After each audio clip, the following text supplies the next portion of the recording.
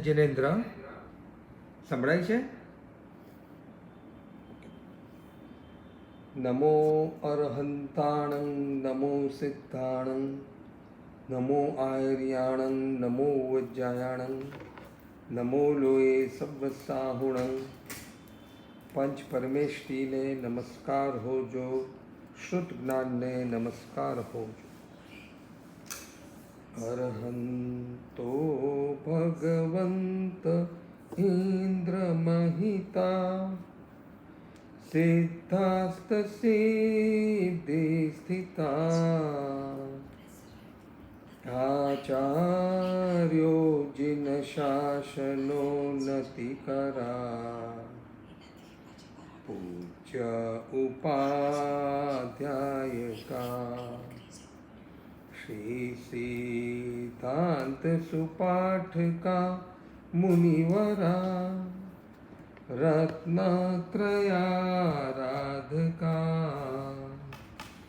पंचेते परमेष्टिनं प्रतिदिनं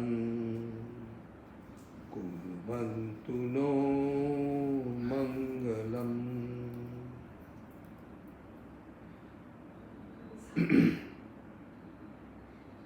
वीरा सर्वसुरासुरेन्द्रमहितो वीरं बुद्ध्या संस्कृता वीरेणाभितः स्वकर्मनिचयो वीराय नित्यं नमः।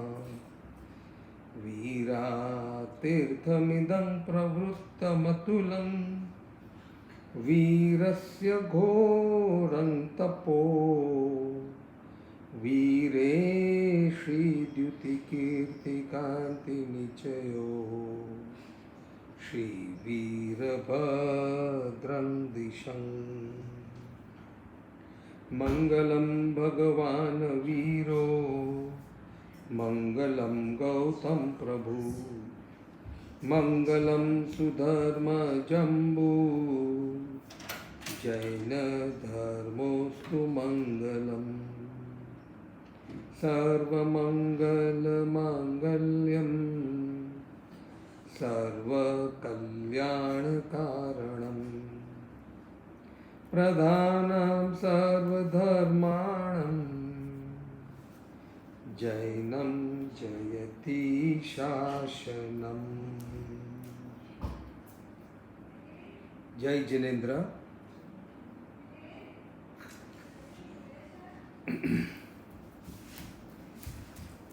लॉकडाउननी आपणी आ स्वाध्यायमां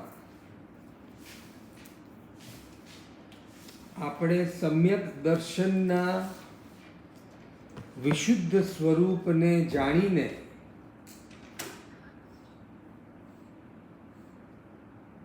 તેના માધ્યમથી સુદેવ સુગુરુ અને સુધર્મ ઉપર યથાર્થ વિશ્વાસ કરીને આત્માના સ્વરૂપને જાણી કર્મરહિત થવાનો માર્ગ મોક્ષમાં લઈ જવા વાળો છે। આવી સુંદર અભૂતપૂર્વ અને વિશુદ્ધ શ્રદ્ધા કરીને આપણા જીવનમાં યથાયોગ્ય પરિવર્તન લાવવાનો પ્રયત્ન કરી રહ્યા છીએ। જીનવાણીમાં તે શક્તિ છે કે અગર કોઈ ભાગ્યશાળી આત્મા જીનવાણી પર શ્રદ્ધા કરે, રુચિ કરે, પ્રતીતિ કરે અને જીવનમાં ઉતારે તો તે જીવને બધા જ દુઃખોથી મુક્ત કરાવનારી છે। જરૂરત છે જીનવાણી પર શ્રદ્ધા કરીને જીવનમાં ઉતારવા। આવી આ જીનવાણી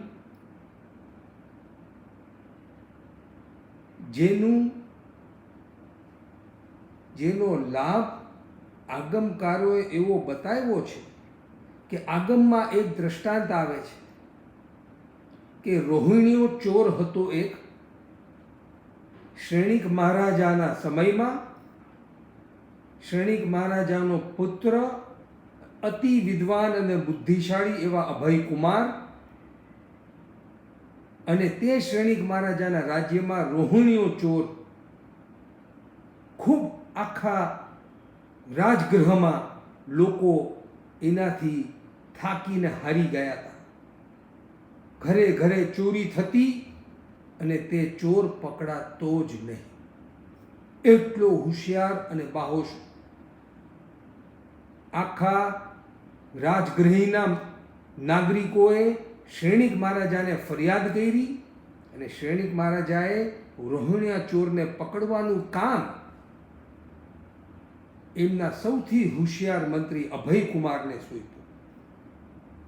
અભયકુમારે આ ચોરને પકડવા માટે અનેક પ્રકારની યુક્તિઓ અને અનેક પ્રકારનું પ્લાનિંગ કર્યું, પરંતુ આ ચોરને પકડવો સહેલો નહોતો. આ બાજુ રોહિણીયા ચોરને એના પિતાજીએ કહેલું કે ગમે તેવું થાય કોઈ દિવસ ભગવાન મહાવીર સ્વામીની વાણી તું સાંભળતો નહીં. આવી ખોટી શિક્ષણ અને શિક્ષા રોહિણીયા ચોરને એના પિતાએ આપેલી. કહાની લાંબી છે, પરંતુ સંક્ષિપ્તમાં કહી દઈશ, 5-7 મિનિટ લાગશે. તે ચોર એકવાર ચોરી કરવાના ભાવથી ચારે બાજુ અભયકુમારે એટલા બધા ચોકીદારો મૂકી દીધા હતા અને એની પાછળ ચોકીદારો પડ્યા હતા કે એને ભાગવું પડ્યું. પરંતુ ચોરી તો કરી નહોતી, પણ ભાગતા ભાગતા આ બાજુ ભગવાન મહાવીર સ્વામીનું સમોસરણ આવ્યું અને એમની દેશના ચાલતી હતી અને બીજો કોઈ માર્ગ નહીં હોવાને કારણે તેને ભાગતા ભાગતા તે ભગવાન મહાવીર સ્વામીના ઉપદેશ ચાલતા હતા એની બાજુથી પસાર થવું પડ્યું. જેવા એને દૂરથી ભગવાનને જોયા એટલે એમને એમના પિતાજીની શિક્ષા યાદ આવી અને બંને કાન હાથથી આમ બંધ કરી દીધા કે મારે એમની વાણી સાંભળવાની નથી એમ સમજીને આમ કાન બંધ કરીને ઝડપથી ત્યાંથી નીકળવા ગયા, પરંતુ પગમાં મોટો કાંટો વાગી ગયો. તે કાંટો વાગી ગયો, તે કાંટાને કાઢવા માટે એમને હાથ કાનેથી હટાવીને તે કાંટો કાઢવાનો પ્રયત્ન કરવામાં 2-3 મિનિટ લાગી. એટલી વારમાં ભગવાનની વાણી અને ઉપદેશ, જેમાં દેવતાઓનું વર્ણન ચાલતું હતું, એમાં ભગવાનની વાણીથી એને સાંભળ્યું કે દેવતાઓ જ્યારે પણ આ ભૂમિ પર આવે છે ત્યારે તેઓ જમીનથી 4 આંગુલ ઊંચા રહે છે અને તે દેવતાઓ કોઈ દિવસ આંખનો પલકારો કરતા નથી. આંખ આમ પલપટાવે નહીં, જમીનથી 4 ઇંચ ઉપર રહે, એમને પરસેવો આદિ થાય નહીં. આવું વર્ણન સાંભળ્યું, એમને તો કંઈ સાંભળવાની ભાવના નહોતી. પાછા કાન બંધ કર્યા, કાંટો નીકળી ગયો એટલે, અને ત્યાંથી રવાના થયા. હવે પકડાઈ તો ગયા, પરંતુ એને સજા કયા ગુનાની આપવી? કારણ કે ચોરી હજી નહોતી કરી. માટે અભયકુમારે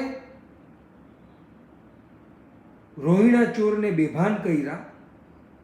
બેભાન કરીને એક મહેલમાં એવું દ્રશ્ય ઊભું કરી દીધું કે જાણે એ દેવલોકમાં હોય. અભયકુમાર પાસે એક જ વિકલ્પ હતો કે હવે એના સ્વમુખે કબૂલ કરાવડાવવું કે હું ચોર છું ને મેં ચોરી કરી છે. કબૂલ કરાવે તો જ સજા આપી શકે. એ કબૂલ કરવા માટે એણે એવી માયા રચના રચી કે જાણે એ દેવલોકમાં હોય એવી રીતે એને આલિશાન ભવનમાં સુવાડીને આજુબાજુ અનેક દાસીઓને દેવીનો દિવ્ય વસ્ત્ર પહેરાવીને થોડીક એની આજુબાજુ ઊભા રાખી દીધા. થોડીક વારમાં એ હોશમાં આવ્યા એટલે એને જોયું કે હું ક્યાં છું. ત્યાં તો બધી આજુબાજુ રહેલી દિવ્યાંગીયાનો કહેવા માંડી કે નાથ, તમે દેવલોકમાં પધાર્યા છો, આપે એવા કયા સુંદર કાર્યો કર્યા મનુષ્ય ભવમાં કે તમે અમારા દેવ બન્યા છો. આવી વાતો એમના મોઢે કબૂલાત કરાવવા માટે આવી માયાજાળ રચેલી હતી. એમાં તે રોહિણીયા ચોરે જોયું કે આ બધા જો હું દેવલોકમાં આવી ગયો. 2 મિનિટ તો એને એમ થયું કે હું દેવલોકમાં આવી ગયો. પછી જોયું કે બધાના પગ નીચે અડે છે. અમુક દેવીઓ અમુક દાસીઓ આવતી હતી ને જતી હતી ને કોકને પરસેવો અને કોકની આંખ પટપટાવતી હતી. અને એને શું સાંભળ્યું હતું તે 2 મિનિટમાં? તે 2 મિનિટના ન સાંભળવાના ભાવથી પરાણે સાંભળેલી જીનવાણી એને અહીંયા કામ આવી. અહીંયા કામ આવી એટલે સમજી ગયો કે આ દેવલોક નથી, જરૂર અભયકુમારની માયાજાળ છે. કારણ કે આ જો દેવીઓ હોત તો તે 4 આંગુલ ઉપર હોત જમીનથી. આ તો બધા જમીનને અડીને છે, આંખ પટપટાવે છે, અનેકને પરસેવા આદિ થાય છે. એમ સમજીને પોતે સમજી ગયો એટલે કે હા મેં તો બહુ દાન દીધા અને બહુ પુણ્ય દીધા, બહુ પુણ્યના કામ કર્યા છે, માટે જ હું અહીંયા આગળ આવ્યો છું. એમ કરીને કોઈ કબૂલાત કરતો નથી. અંતે બચી જાય છે અને અભયકુમારે એમને છોડી દેવા પડે છે. આવી રીતે પોતે મરણના સકંજામાંથી છૂટ્યા આવી અનુભૂતિ તે રોહિણીયા ચોરે કરી. જેવો ત્યાંથી છૂટ્યો કે તરત ભગવાન પાસે ગયો. ભગવાન, નહીં સાંભળવાના ભાવથી પણ મેં જે તમારી 1-2 મિનિટની વાણી સાંભળી તોય હું બચી ગયો, મારો જીવ બચ્યો. તો જો હું તમારી બધી જ વાણી સાંભળીને જીવનમાં ઉતારું તો કેવો સુખી થઈ જાઉં.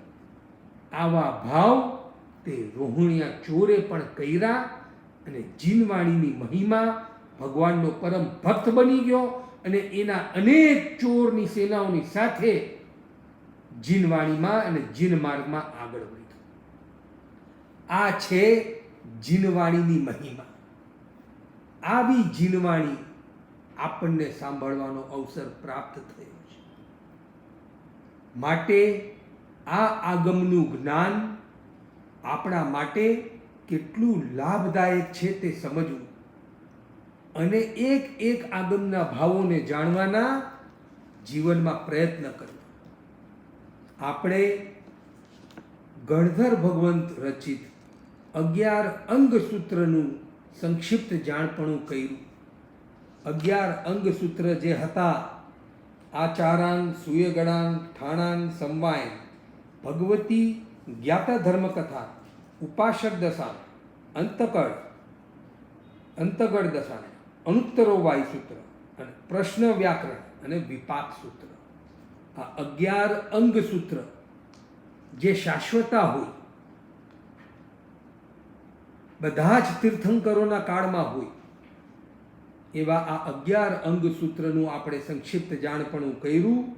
ત્યારબાદ તે અંગસૂત્રોને વિશેષ સમજણ વિકસાવવા માટે 10 પૂર્વથી લઈને 14 પૂર્વી એવા આચાર્ય ભગવંતો દ્વારા રચિત ઉપાંગ સૂત્ર, 12 ઉપાંગ સૂત્રનું સંક્ષિપ્ત વર્ણન જાણ્યું.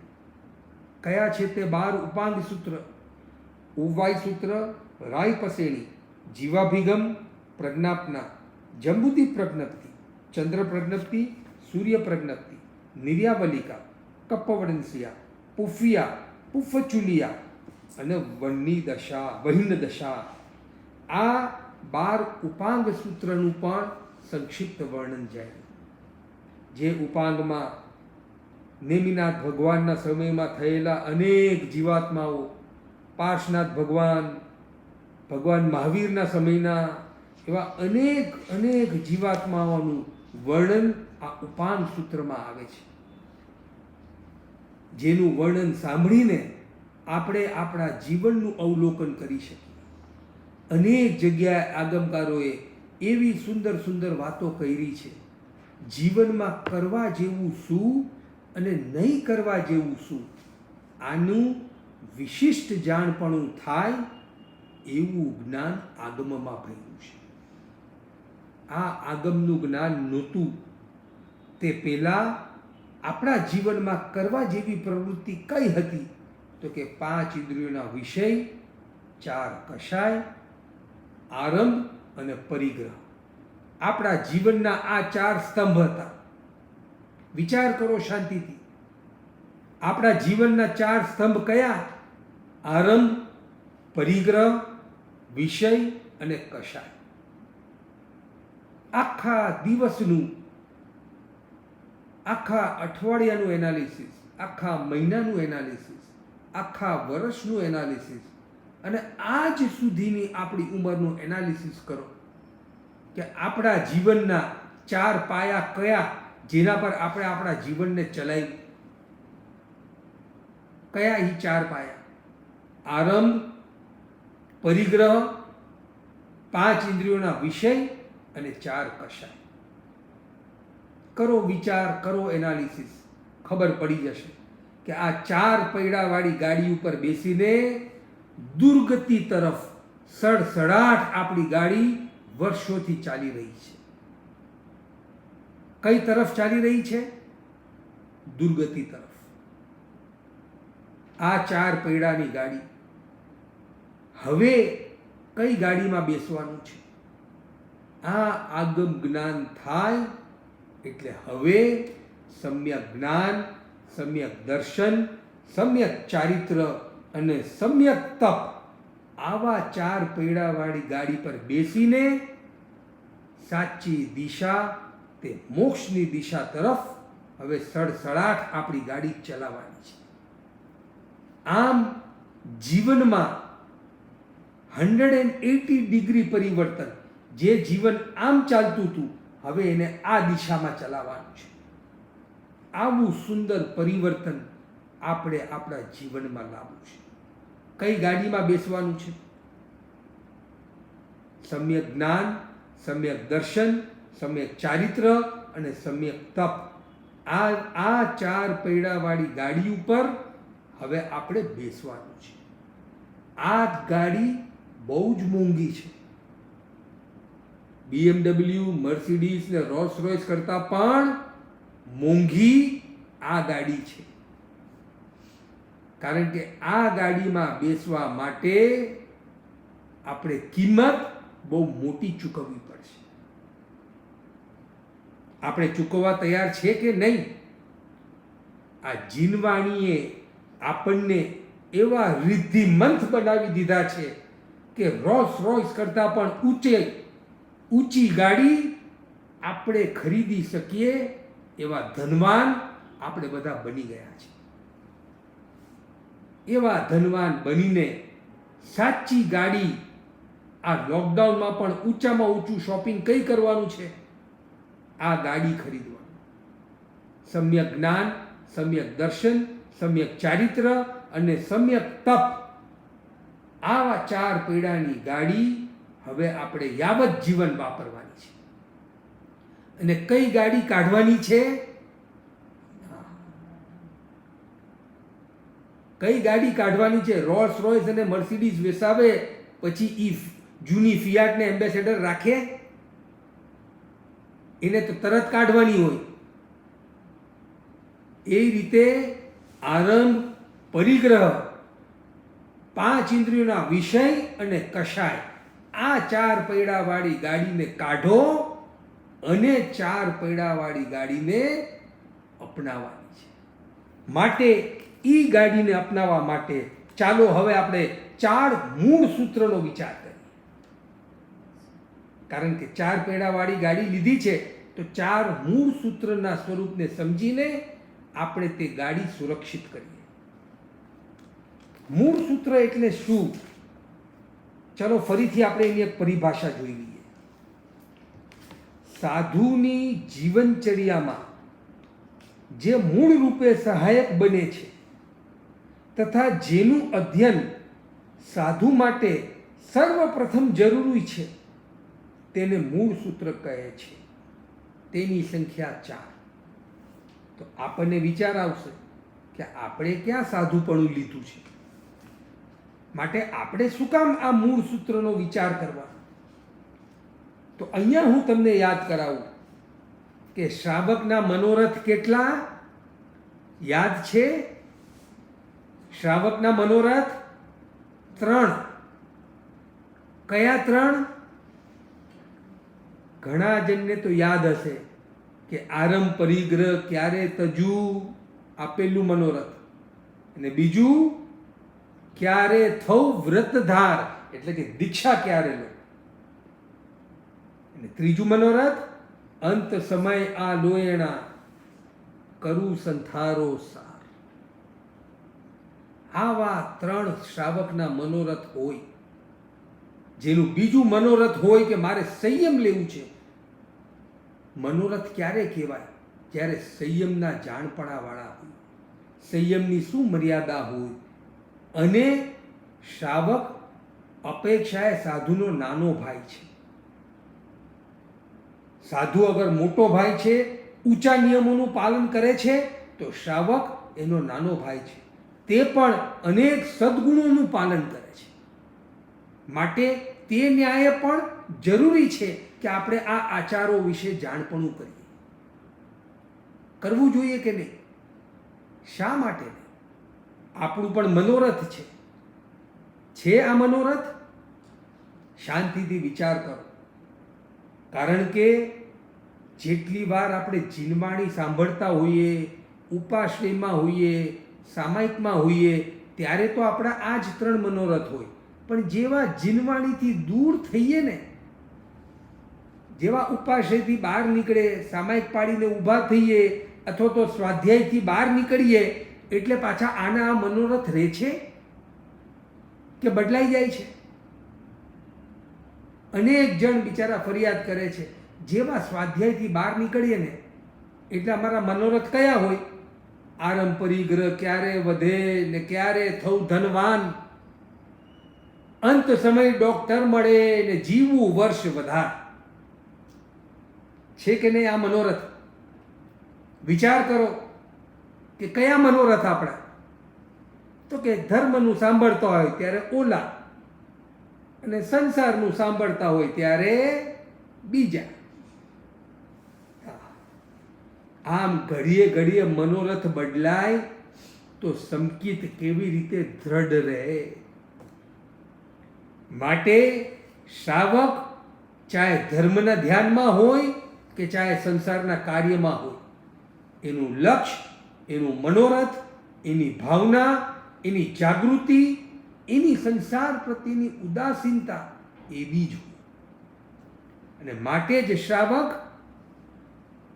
કેવો હોય? તો કે સમ્યક દ્રષ્ટિ જીવડો કરે કુટુંબ પ્રતિપાલ, અંતરથી ન્યારો રહે જીવ ધાય ખિલાય બાલ. આ ન્યાયને આપણે ભૂલવાનું નથી. માટે આ 3 મનોરથ જાગૃત રાખવાના છે.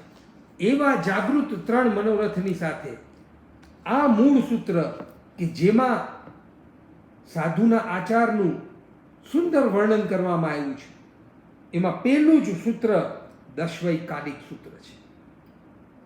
આ દશવૈકાલિક સૂત્ર ઉત્કાલિક સૂત્ર છે. આખા દિવસમાં ગમે ત્યારે ફેરવી શકાય, ફક્ત મધ્યાહન છોડીને અને અસજ્જાય ટાળીને. માટે આજે જે દીક્ષા લેવાય છે તે સામાયિક ચારિત્ર અને વળી દીક્ષાને દિવસે, જેને મોટી દીક્ષા કહેવાય કે વળી દીક્ષા કહેવાય, એ દિવસે જે પાઠ આપે છે તેવું છેદોપસ્તાપનીય ચારિત્રનો પાઠ આ દશવૈકાલિક સૂત્રનું 4થું અધ્યયન છે.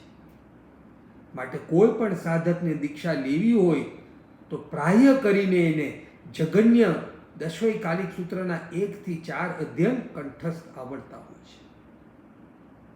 આ સિવાય સાધુનો કયો આચાર હોય, 5મા, 6ઠા, 7મા, 8મા આદિ દશવૈકાલિકમાં સાધુએ કેવી રીતે બોલાય, સુવાક્ય શુદ્ધિ નામનું 5મું અધ્યયન, સાધુની બોલાય કેવી રીતે, એને ભિક્ષાચાર્ય ગોચરી આદિ લેવા જાય એમાં કેવું કેવું ધ્યાન રાખવાનું હોય, કઈ કઈ મર્યાદાઓનું ધ્યાન રાખવાનું હોય, આ બધા 52 અનાચાર કયા હોય, સાધુએ કઈ વસ્તુ કરાય ને કઈ ન કરાય, નાવાનું ધોવાનું ન હોય, હરવા ફરવા જવાનું ન હોય, એમ 52 અનાચાર.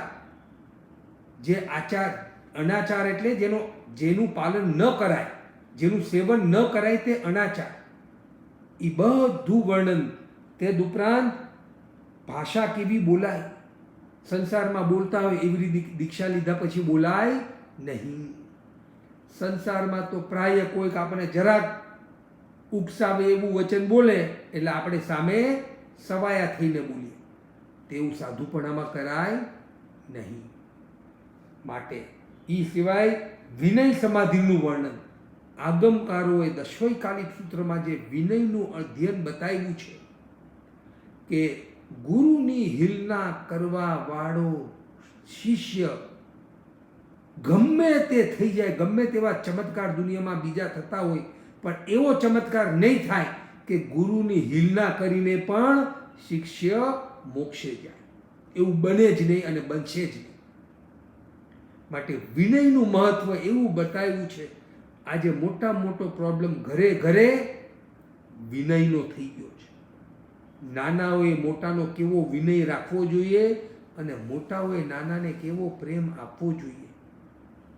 પ્રાય કરીને આજના મોસ્ટ હાઈલી એજ્યુકેટેડ વર્ગમાં વિનય જ નીકળી ગયો છે. વિનય જે બેઝિક જ્ઞાનનો ગુણ કહેવાય, જે વિનમ્રતા, જેમ જેમ જ્ઞાન વધે તેમ જીવનમાં વિનમ્રતા વધવી જોઈએ, તો તે જ્ઞાન સાચું જ્ઞાન કહેવાય. આજના આપણા બાળકો, આજનું જનરેશન, લાખો રૂપિયા આપણે એમની પાછળ એજ્યુકેશનના ખર્ચીએ છીએ. પ્રાય કરીને અમારી પેઢી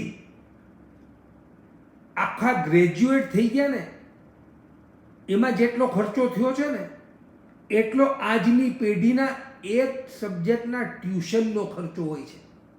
કોલેજની ફી ને, સ્કૂલની ફી ને, બીજા બધા લાખો રૂપિયાના ખર્ચા તો મૂકી દો સાઈડમાં.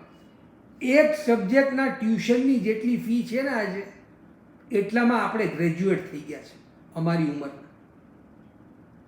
છતાં આટલું મોંઘું એજ્યુકેશન, જીવનમાં વિનય.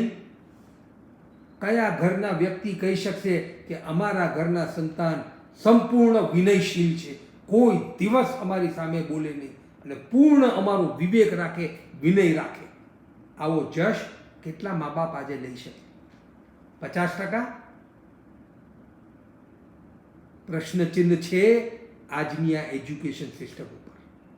અને મોટામાં મોટો પ્રશ્નચિહ્ન છે કે બાળકોને ધાર્મિક સંસ્કારથી દૂર રાખીને આપણે પ્રાપ્ત શું કર્યું?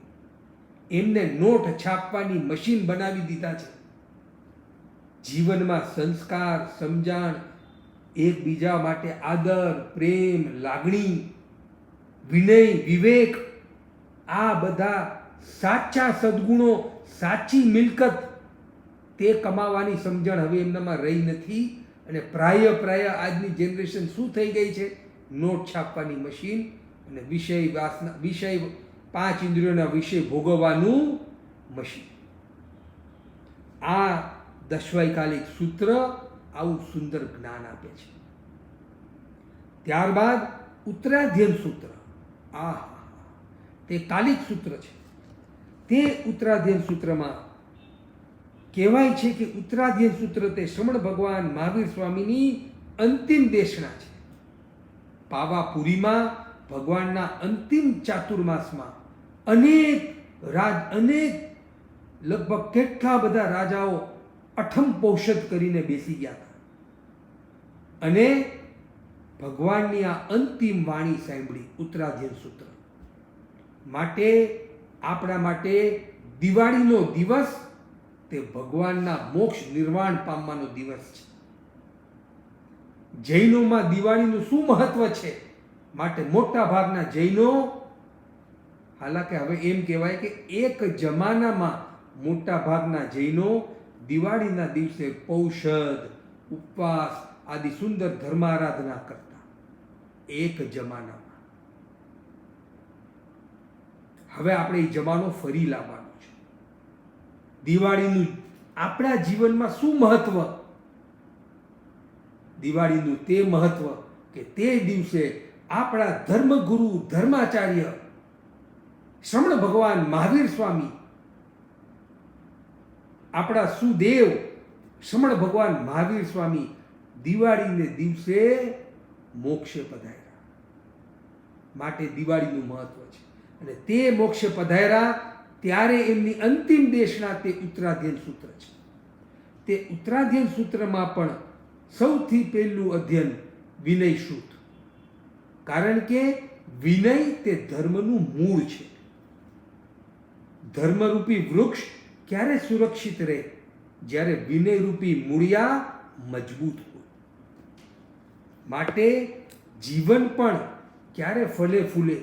જ્યારે જીવનમાં વિનય અને નમ્રતા બરાબર હોય. આ વિનય અને નમ્રતાનો ગુણ આપણા સંપૂર્ણ પરિવારમાં આવે, આ મોટામાં મોટું એજ્યુકેશન છે. આવા ઉત્તરાધ્યયન સૂત્રમાં નમી રાજશ્રી, હરિકેશી મુનિ, અનાથી મુનિ, આ શું એક એક અધ્યયન છે, શું એમાં રહેલા એક એક ભાવ રહેલા છે. ખરેખર ઉત્તરાધ્યયન સૂત્ર વાંચવા જેવું છે. એકદમ સમજાય એવું સરળ ભાષામાં એવું સુંદર આગમ છે ઉત્તરાધ્યયન સૂત્ર. અનાથી મુનિ, વચ્ચે પણ પ્રશ્ન ચાલ્યો તો અનાથી મુનિનો. અનાથી મુનિ જેમને પીડા થઈ હતી અને એમને મનમાં વૈરાગ આવી ગયો કે જો હું આમાંથી બચું તો સંયમ લઈ લઉં, અને તેમાં સાજા થયા, દીક્ષા લઈ લીધી. અને એ અનાથી મુનિને શ્રેણિક મહારાજા જુએ છે.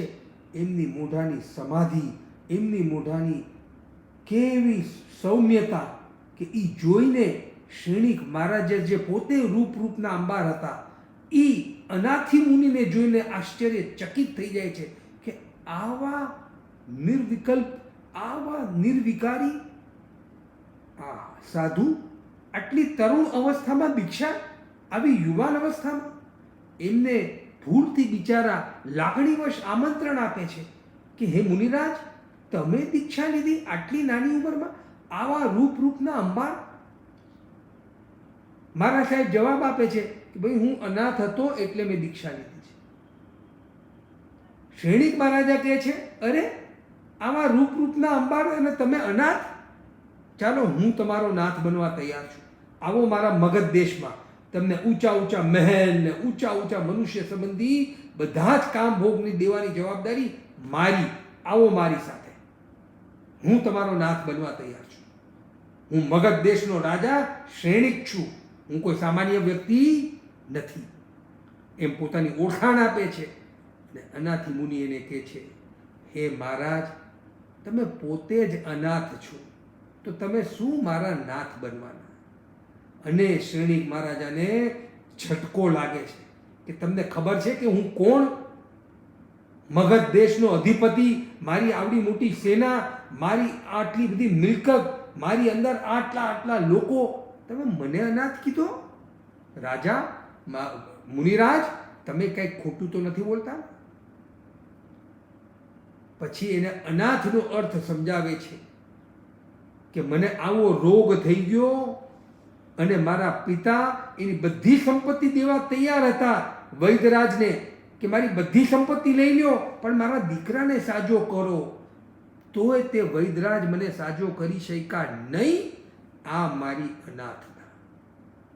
મારા ભાઈ, મારી બેન, મારો પરિવારજન બધા આજુબાજુ એમ કેમ પ્રકારે બધા જ પ્રયત્ન કરતા હતા. કોઈ મારા પગ દાબે, કોઈ મને શાતા પમાડવા માટે કેટલાય પ્રયત્ન કર્યા, પણ કોઈ મારું દુઃખ લઈ શક્યું નહીં.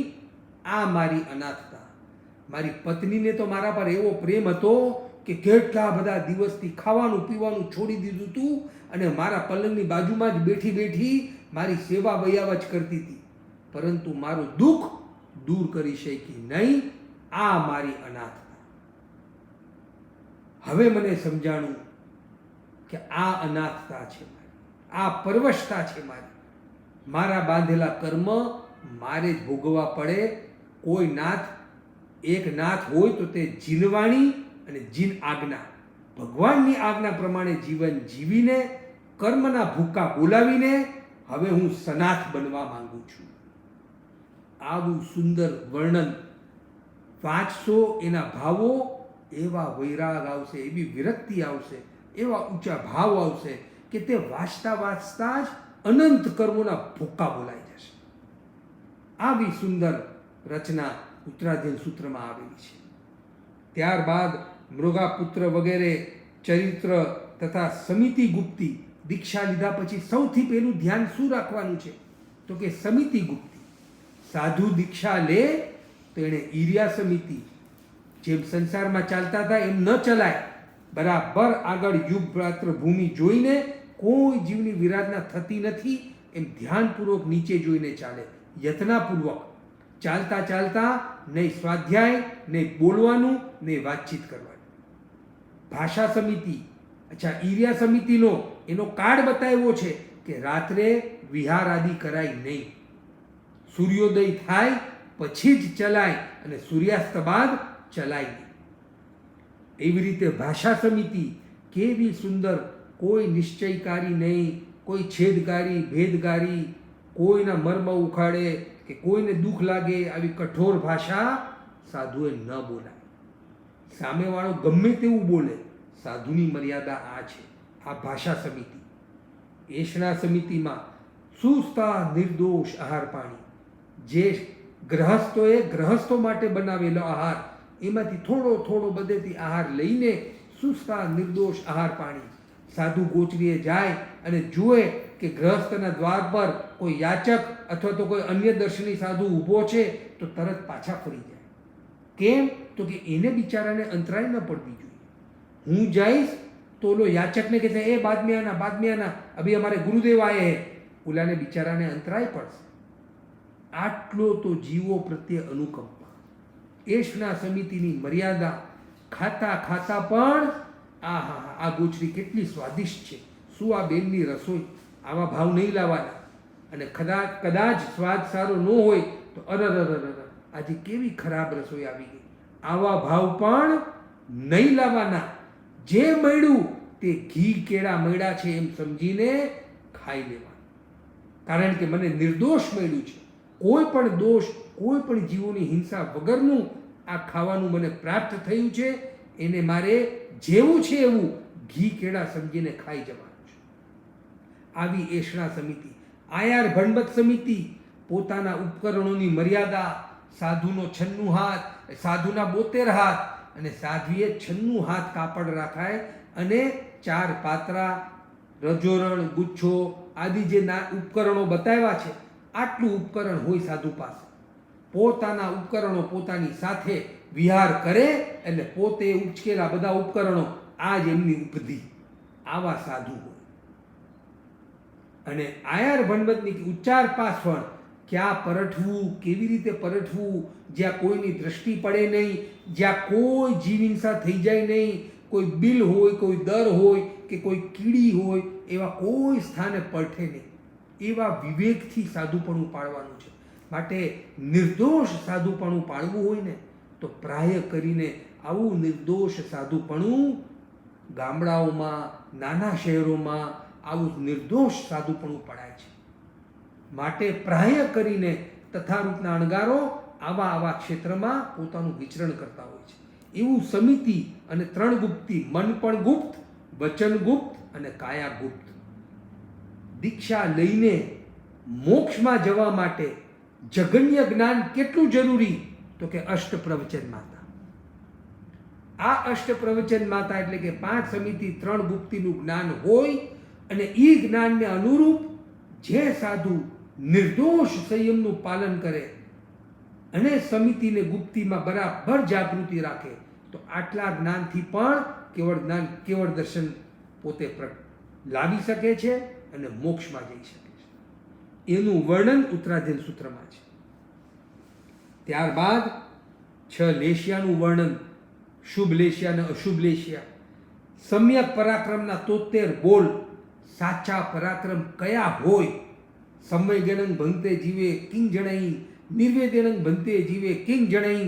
એવા 73 બોલ સમ્યક પરાક્રમના. સાચા પરાક્રમ કોને કહેવાય? એ આપણા પરિવારને આ સમ્યક પરાક્રમનો બોલ, આ અધ્યયનની વાંચણી કરાવો. જઈને ધન કમાવવું એને ભગવાને સમ્યક પરાક્રમ નથી કીધો.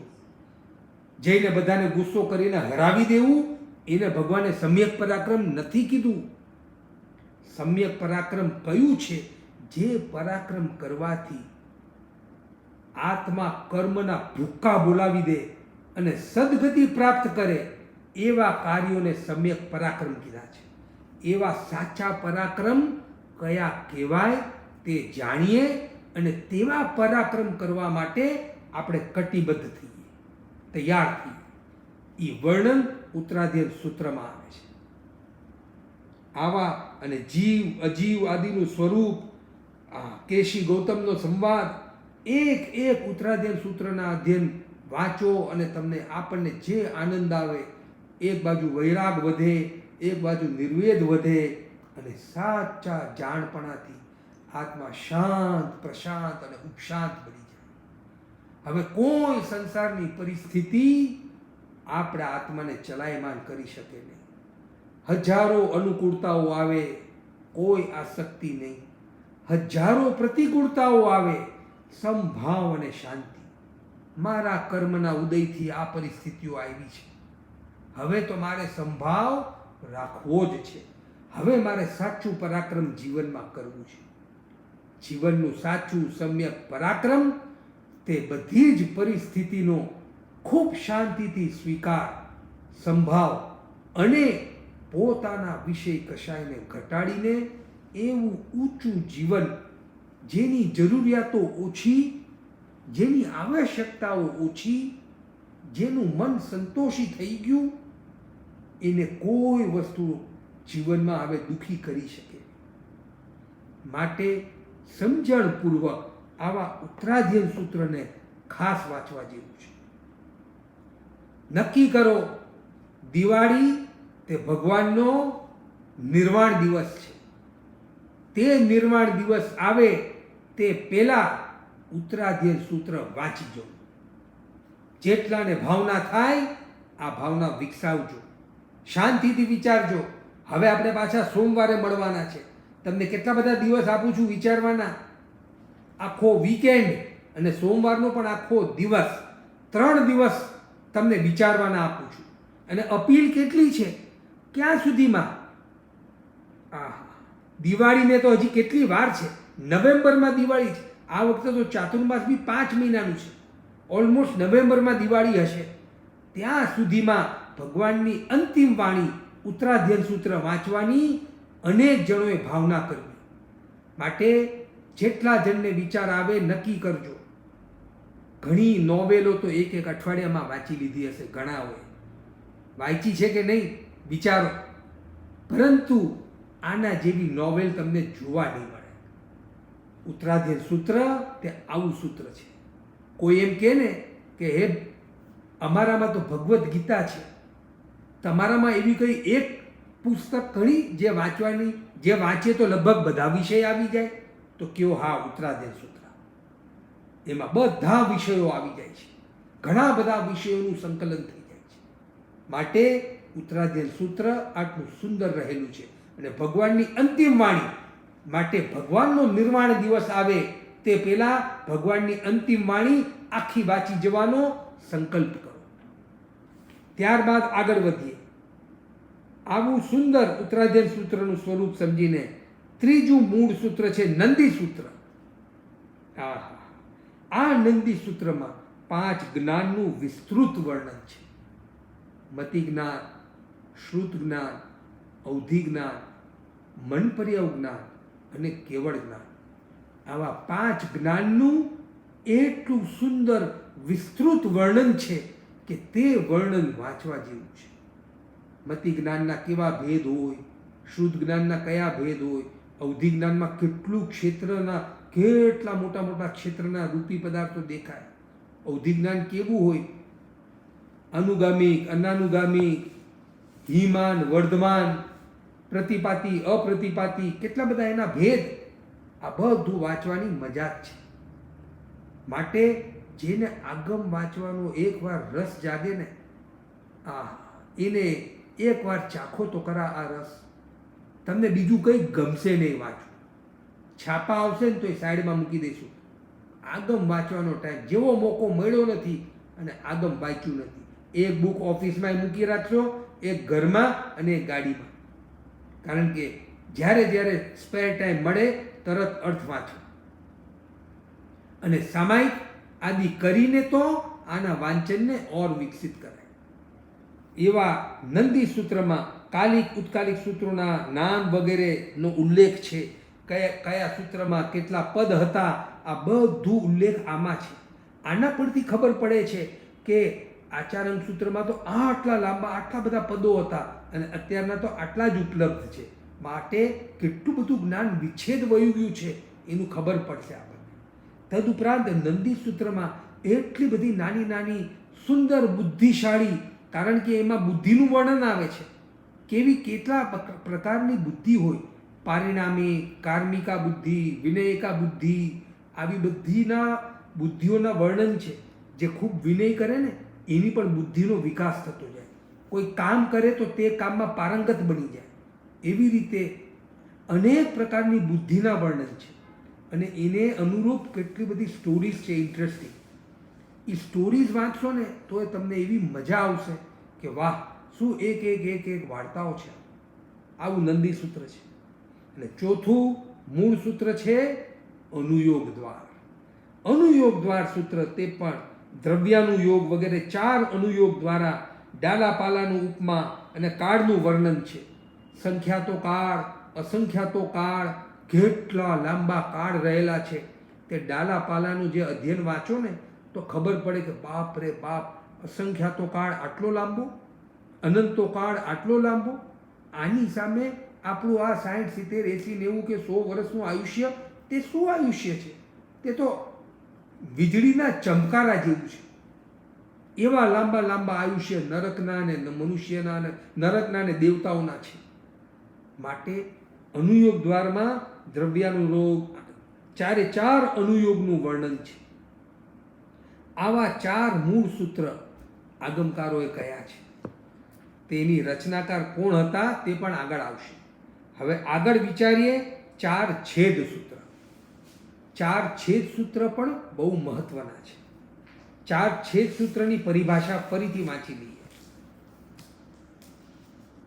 છેદોપસ્થાપનીય ચારિત્ર માટે જેમાં પ્રાયશ્ચિત આદિ બતાવ્યા છે તે છેદ સૂત્ર છે.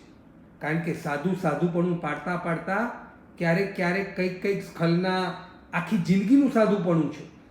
આજે દીક્ષા 15-20 વર્ષની ઉંમરમાં દીક્ષા લઈ લે અને 80-90 વર્ષ સુધી જીવે તો કેટલાય સાધુ એવા છે, કોકની 30 વર્ષની દીક્ષા પર્યાય ને કોઈકની 50ની ને કોકની 70ની. એવા સાધુ છે 70 વર્ષની દીક્ષા પર્યાય. બોલો, તો આટલા લાંબા આયુષ્યકાળમાં સ્ખલના વિચરતા કરતા કરતા નાના મોટા દોષ ક્યારેક ક્યારેક કંઈક લાગી જાય, કોઈ અજાણતા દોષ લાગી જાય, તો તે બધાથી શુદ્ધિકરણ કેવી રીતે કરાય એ બધું વર્ણન છેદ સૂત્રમાં આપેલું છે. માટે છેદ સૂત્ર તે પ્રાયશ્ચિત આદિ બતાવ્યા છે તેને છેદ સૂત્ર કહે છે. તે સૂત્રોને 9મા પૂર્વથી અલગ કરવામાં આવ્યું છે. 9મું પૂર્વ જે છે 14 પૂર્વમાંથી 9મા પૂર્વમાંથી એનો છેદ, એટલે કે એ પાઠ લઈને એની રચના કરવામાં આવી છે. માટે એને છેદ કહેવાય છે. ભિન્ન કરવામાં આવ્યું છે માટે તેને છેદ સૂત્ર કહે છે. તેના 4 ભેદ છે, એની 4 સંખ્યા છે. કયા છે તે? તો કે સૌથી પહેલું દશાશ્રુત સ્કંદ સૂત્ર. આ સૂત્રમાં અસમાધિ સ્થાન છે. સાધુ કઈ પ્રવૃત્તિ કરે જેનાથી એને અસમાધિ થાય, જે બહુ ઉતાવળે ચાલે તે અસમાધિ સ્થાન છે. કારણ કે ઇરિયા સમિતિનું સરખું પાલન થાય નહીં. એવા 20 અસમાધિ સ્થાનનું વર્ણન આવે. એ ઉપરાંત સબળા દોષ, કયું કાર્ય કરીએ તો કેટલો મોટો દોષ લાગે, એ બધું વર્ણન છે. અશાતના, કયા કાર્ય કરવાથી ભગવાનની અશાતના થાય અથવા તો ગુરુ આદિની અશાતના થાય. આચાર્યની સંપદા, શું આચાર્ય ભગવાનના ગુણ હોય, કેવી સંપદા હોય એનું વર્ણન છે. પડીમા વગેરે અને શિષ્યોની આચરણ શુદ્ધિ કરાવતું વર્ણન. શિષ્યોએ કેવી આચરણ રાખવું જોઈએ, કેવો વિનય રાખવો જોઈએ, આ બધું વર્ણન દશાશ્રુત સ્કંદમાં છે. ત્યારબાદ બૃહત્કલ્પ સૂત્ર, જેમાં સાધુ સાધ્વીના આચાર વિધિ અને નિષેધનું કલ્પ છે કે આ કરાય, આ ન કરાય. સાધુએ ઓલું આ કાર્યો ન કરાય, આ કાર્ય કરાય. શા માટે ન કરાય એના પણ ખુલાસા છે, અને શા માટે કરાય તેના પણ ખુલાસા છે. માટે સાધુનો કલ્પ કેવો હોય, કલ્પ એટલે એમને શું કલ્પે ને શું ન કલ્પે એનું વિસ્તૃત વર્ણન બૃહત્કલ્પ સૂત્રમાં છે. ત્યારબાદ વ્યવહાર સૂત્ર, જેમાં સાધુ સાધ્વીના પરસ્પર સંભોગ આદિના વ્યવહારનું વર્ણન છે. કયા અનેક સંપ્રદાય છે, તો એક સંપ્રદાયના સાધુ સાધ્વીએ બીજા સંપ્રદાયના સાધુ સાધ્વી સાથે કેટલા વર્ણન, કેટલા વ્યવહાર રખાય, કેટલા ન રખાય, આ બધું વર્ણન એમાં રહેલું છે. કેમ? તો કે સમાન સમાચારી હોય, સમાન નિયમોનું પાલન કરતા હોય, સમાન સમાચારી કરતા હોય તો એકબીજા સાધુ, આ સંપ્રદાયના સાધુ આ સંપ્રદાયના સાધુ સાથે એક પાઠ પર બેસી શકે, એમને પાણી આદિ આપી શકે, અથવા તો એમની અમુક વયાવચ કરી શકે. પરંતુ જો સમાચારીમાં બહુ જ ભિન્નતા હોય, એક તો વિશુદ્ધ સંયમ પાડતા હોય અને બીજા એકદમ શિથિલ બની ગયા હોય, તો તે સંપ્રદાય કદાચ તેવા બે ગ્રુપ ભેગા થાય તો એ લોકો અલગ અલગ પાઠ ઉપર બેસે, કારણ કે તેઓનો એકબીજા સાથે કલ્પ ન કરી શકે, કારણ કે તે ભગવાનની આજ્ઞા છે. કલ્પ રાખે પણ ભગવાનની આજ્ઞા છે, અને કલ્પ નહીં રાખવું તે પણ ભગવાનની આજ્ઞા છે. આપણને આ વ્યવહાર સૂત્રનું જ્ઞાન ન હોય, માટે આપણને એમ થાય કે સાધુ તો સાધુ છે, તો એકબીજાનો એકબીજા સાથે એવો વ્યવહાર રાખવો જ જોઈએ ને, પ્રેમ વ્યવહાર રાખવો જ જોઈએ ને. પરંતુ અહીંયા સંયમની વિશુદ્ધતાનો પ્રશ્ન છે. જે નિયમોનું પાલન એક ગચ્છ કરે છે, એવા જ કડક નિયમોનું પાલન બીજું ગચ્છ કરે તો એમની વચ્ચે પરસ્પર અનેક પ્રકારના વ્યવહારો હોય છે. આગમકાલીન નહીં, હજી આજથી 50 વર્ષ પહેલાં એક નહીં અનેક દાખલાઓ છે, જેમાં એક સંપ્રદાયના સાધુ બીજા સંપ્રદાયના સાધુ વિદ્વાન આચાર્યો પાસે 2-2, 5-5 વર્ષ સુધી ભણવા જતા, અને તેઓ પ્રેમથી એમને ભણાવતા, ભણીને તૈયાર કરીને પાછા અહીંયા મોકલતા, કારણ કે બંનેનો વ્યવહાર, બંનેની સમાચારી, બંનેનો આચાર એકદમ વિશુદ્ધ હોય. આજે પરિસ્થિતિ એવી બની ગઈ છે કે એક બાજુ એક સંપ્રદાયનો આચાર તો એકદમ વિશુદ્ધ હોય, બીજા સંપ્રદાયના સાધુ કોઈ વાહન વાપરતા હોય ને કોઈક અનેક પ્રકારના શિથિલ થઈ ગયા હોય, અને આ બે કોકવાર ભેગા થાય અને જો થોડોક વ્યવહાર ઓછો કરે તો સામાન્ય લોકોને એમ લાગે કેમ આવું કરે છે. પરંતુ હવે આપણે સમજવાનું છે કે તે કોઈ દ્વેષ બુદ્ધિથી વ્યવહાર એકબીજા સાથે ઓછો કરે છે, ન સમજવું. તે ભગવાનની આજ્ઞા છે, ભગવાનની સમાચારી છે. ભગવાને બતાવ્યું છે કે હે મારા સાધકો, જો સમાન સમાચારી હોય તો તમે આટલા આટલા એકબીજા સાથે વ્યવહાર રાખજો, ન હોય તો પોતાના સંયમની સુરક્ષા માટે આ વ્યવહાર એમની સાથે રાખતા નહીં. આમાં કોઈ જાતની દ્વેષ બુદ્ધિ કે ભેદભાવની બુદ્ધિ નથી. માટે આપણે બિલકુલ ગેરમાર્ગે દોરાવું નહીં. કદાચ કોકવાર આવું જોવા મળે તો આની પાછળ રહેલા ભાવોને અને આ પણ ભગવાનની આજ્ઞા છે એમ સમજીને એનો સ્વીકાર કરવો, નહીં કે આપણે સામાન્ય સંસારીઓની બુદ્ધિથી કે આવું શા માટે એ કરતા હશે, એ બધા એમ ન કરે તો કેટલું સારું. પરંતુ ભગવાનની આજ્ઞા છે, વ્યવહાર સૂત્ર એ પણ ભગવાનની આજ્ઞા છે. પોતાના સંયમની સુરક્ષા તે દરેક ગચ્છની જવાબદારી છે. માટે આવું પણ જોવા મળે. તે ઉપરાંત વ્યવહાર સૂત્ર તે જૈન દર્શનનું ન્યાયાલય જેવું સૂત્ર છે. આખા બાયલોઝ રહેલા છે, એમાં સાધુ જીવનનું ન્યાયાલય તે વ્યવહાર સૂત્ર છે. અને ચોથું નિશ્ચિત સૂત્ર છે, જેમાં સાધુ સાધ્વીના પ્રાયશ્ચિત સંબંધી વર્ણન છે. કોકને અમુક દોષ લાગી ગયો, કોક સાધુ સાધ્વીએ ન છૂટકે ઓપરેશન કરાવવું પડ્યું, અથવા તો કોઈ ટ્રીટમેન્ટ કરાવવી પડી, અને એમાં કોઈક ટ્રીટમેન્ટ આને અનુલક્ષીને કંઈક દોષ લાગી ગયા, તો આવો દોષ લાગે તો આવું પ્રાયશ્ચિત, આવું દોષ લાગે તો આવું પ્રાયશ્ચિત. મૂળ આ નિશ્ચિત સૂત્રનું એકમાત્ર કાર્ય એ છે કે દોષ લાગવો એ જાણે કપડા પર ડાઘ લાગવા જેવું છે. કપડા પર ડાઘ લાગે તો તરત એને સાફ કરી દેવાનું. તો કયો ડાઘ લાગ્યો છે એને અનુરૂપ સામાન્ય ડાઘ લાગ્યો હોય તો આમ સાફ થઈ જાય, થોડોક વધારે ડાઘ લાગ્યો હોય તો જરાક સામાન્ય સાબુથી પણ સાફ થઈ જાય, વધારે ડાઘ લાગ્યો હોય તો એના માટે તમારે એને ગરમ પાણીમાં બોળી પણ રાખવું પડે, અને પછી એમાં બ્લીચિંગ પાવડર ને અમુક પાવડર ને ટીનોપોલ ને આ ને તે ને એ બધું વાપરવું પડે. અને કેટલી ડ્રાય ક્લિનિંગમાં આપીએ છીએ, કેવા ડાઘ લાગે જે સામાન્ય ધોવાથી જતા નથી, તો એને ડ્રાય ક્લીન કરાવવું પડે છે. માટે જેવો દોષ, જેવો ચારિત્રમાં ડાઘ લાગ્યો એને અનુરૂપ પ્રાયશ્ચિત બતાવ્યા છે. એવા પ્રાયશ્ચિતનું વિધાન તે નિષિદ્ધ સૂત્રમાં છે. આ 4 છેદ સૂત્રના માધ્યમથી સાધુ સાધ્વી પોતાના જીવનને એકદમ પવિત્ર, એકદમ દોષરહિત, કદાચ દોષ લાગી ગયો હોય તો પ્રાયશ્ચિત આદિ લઈને એકદમ વિશુદ્ધ બનાવીને પોતાની સંયમ યાત્રાને સુરક્ષિત રાખી શકે છે.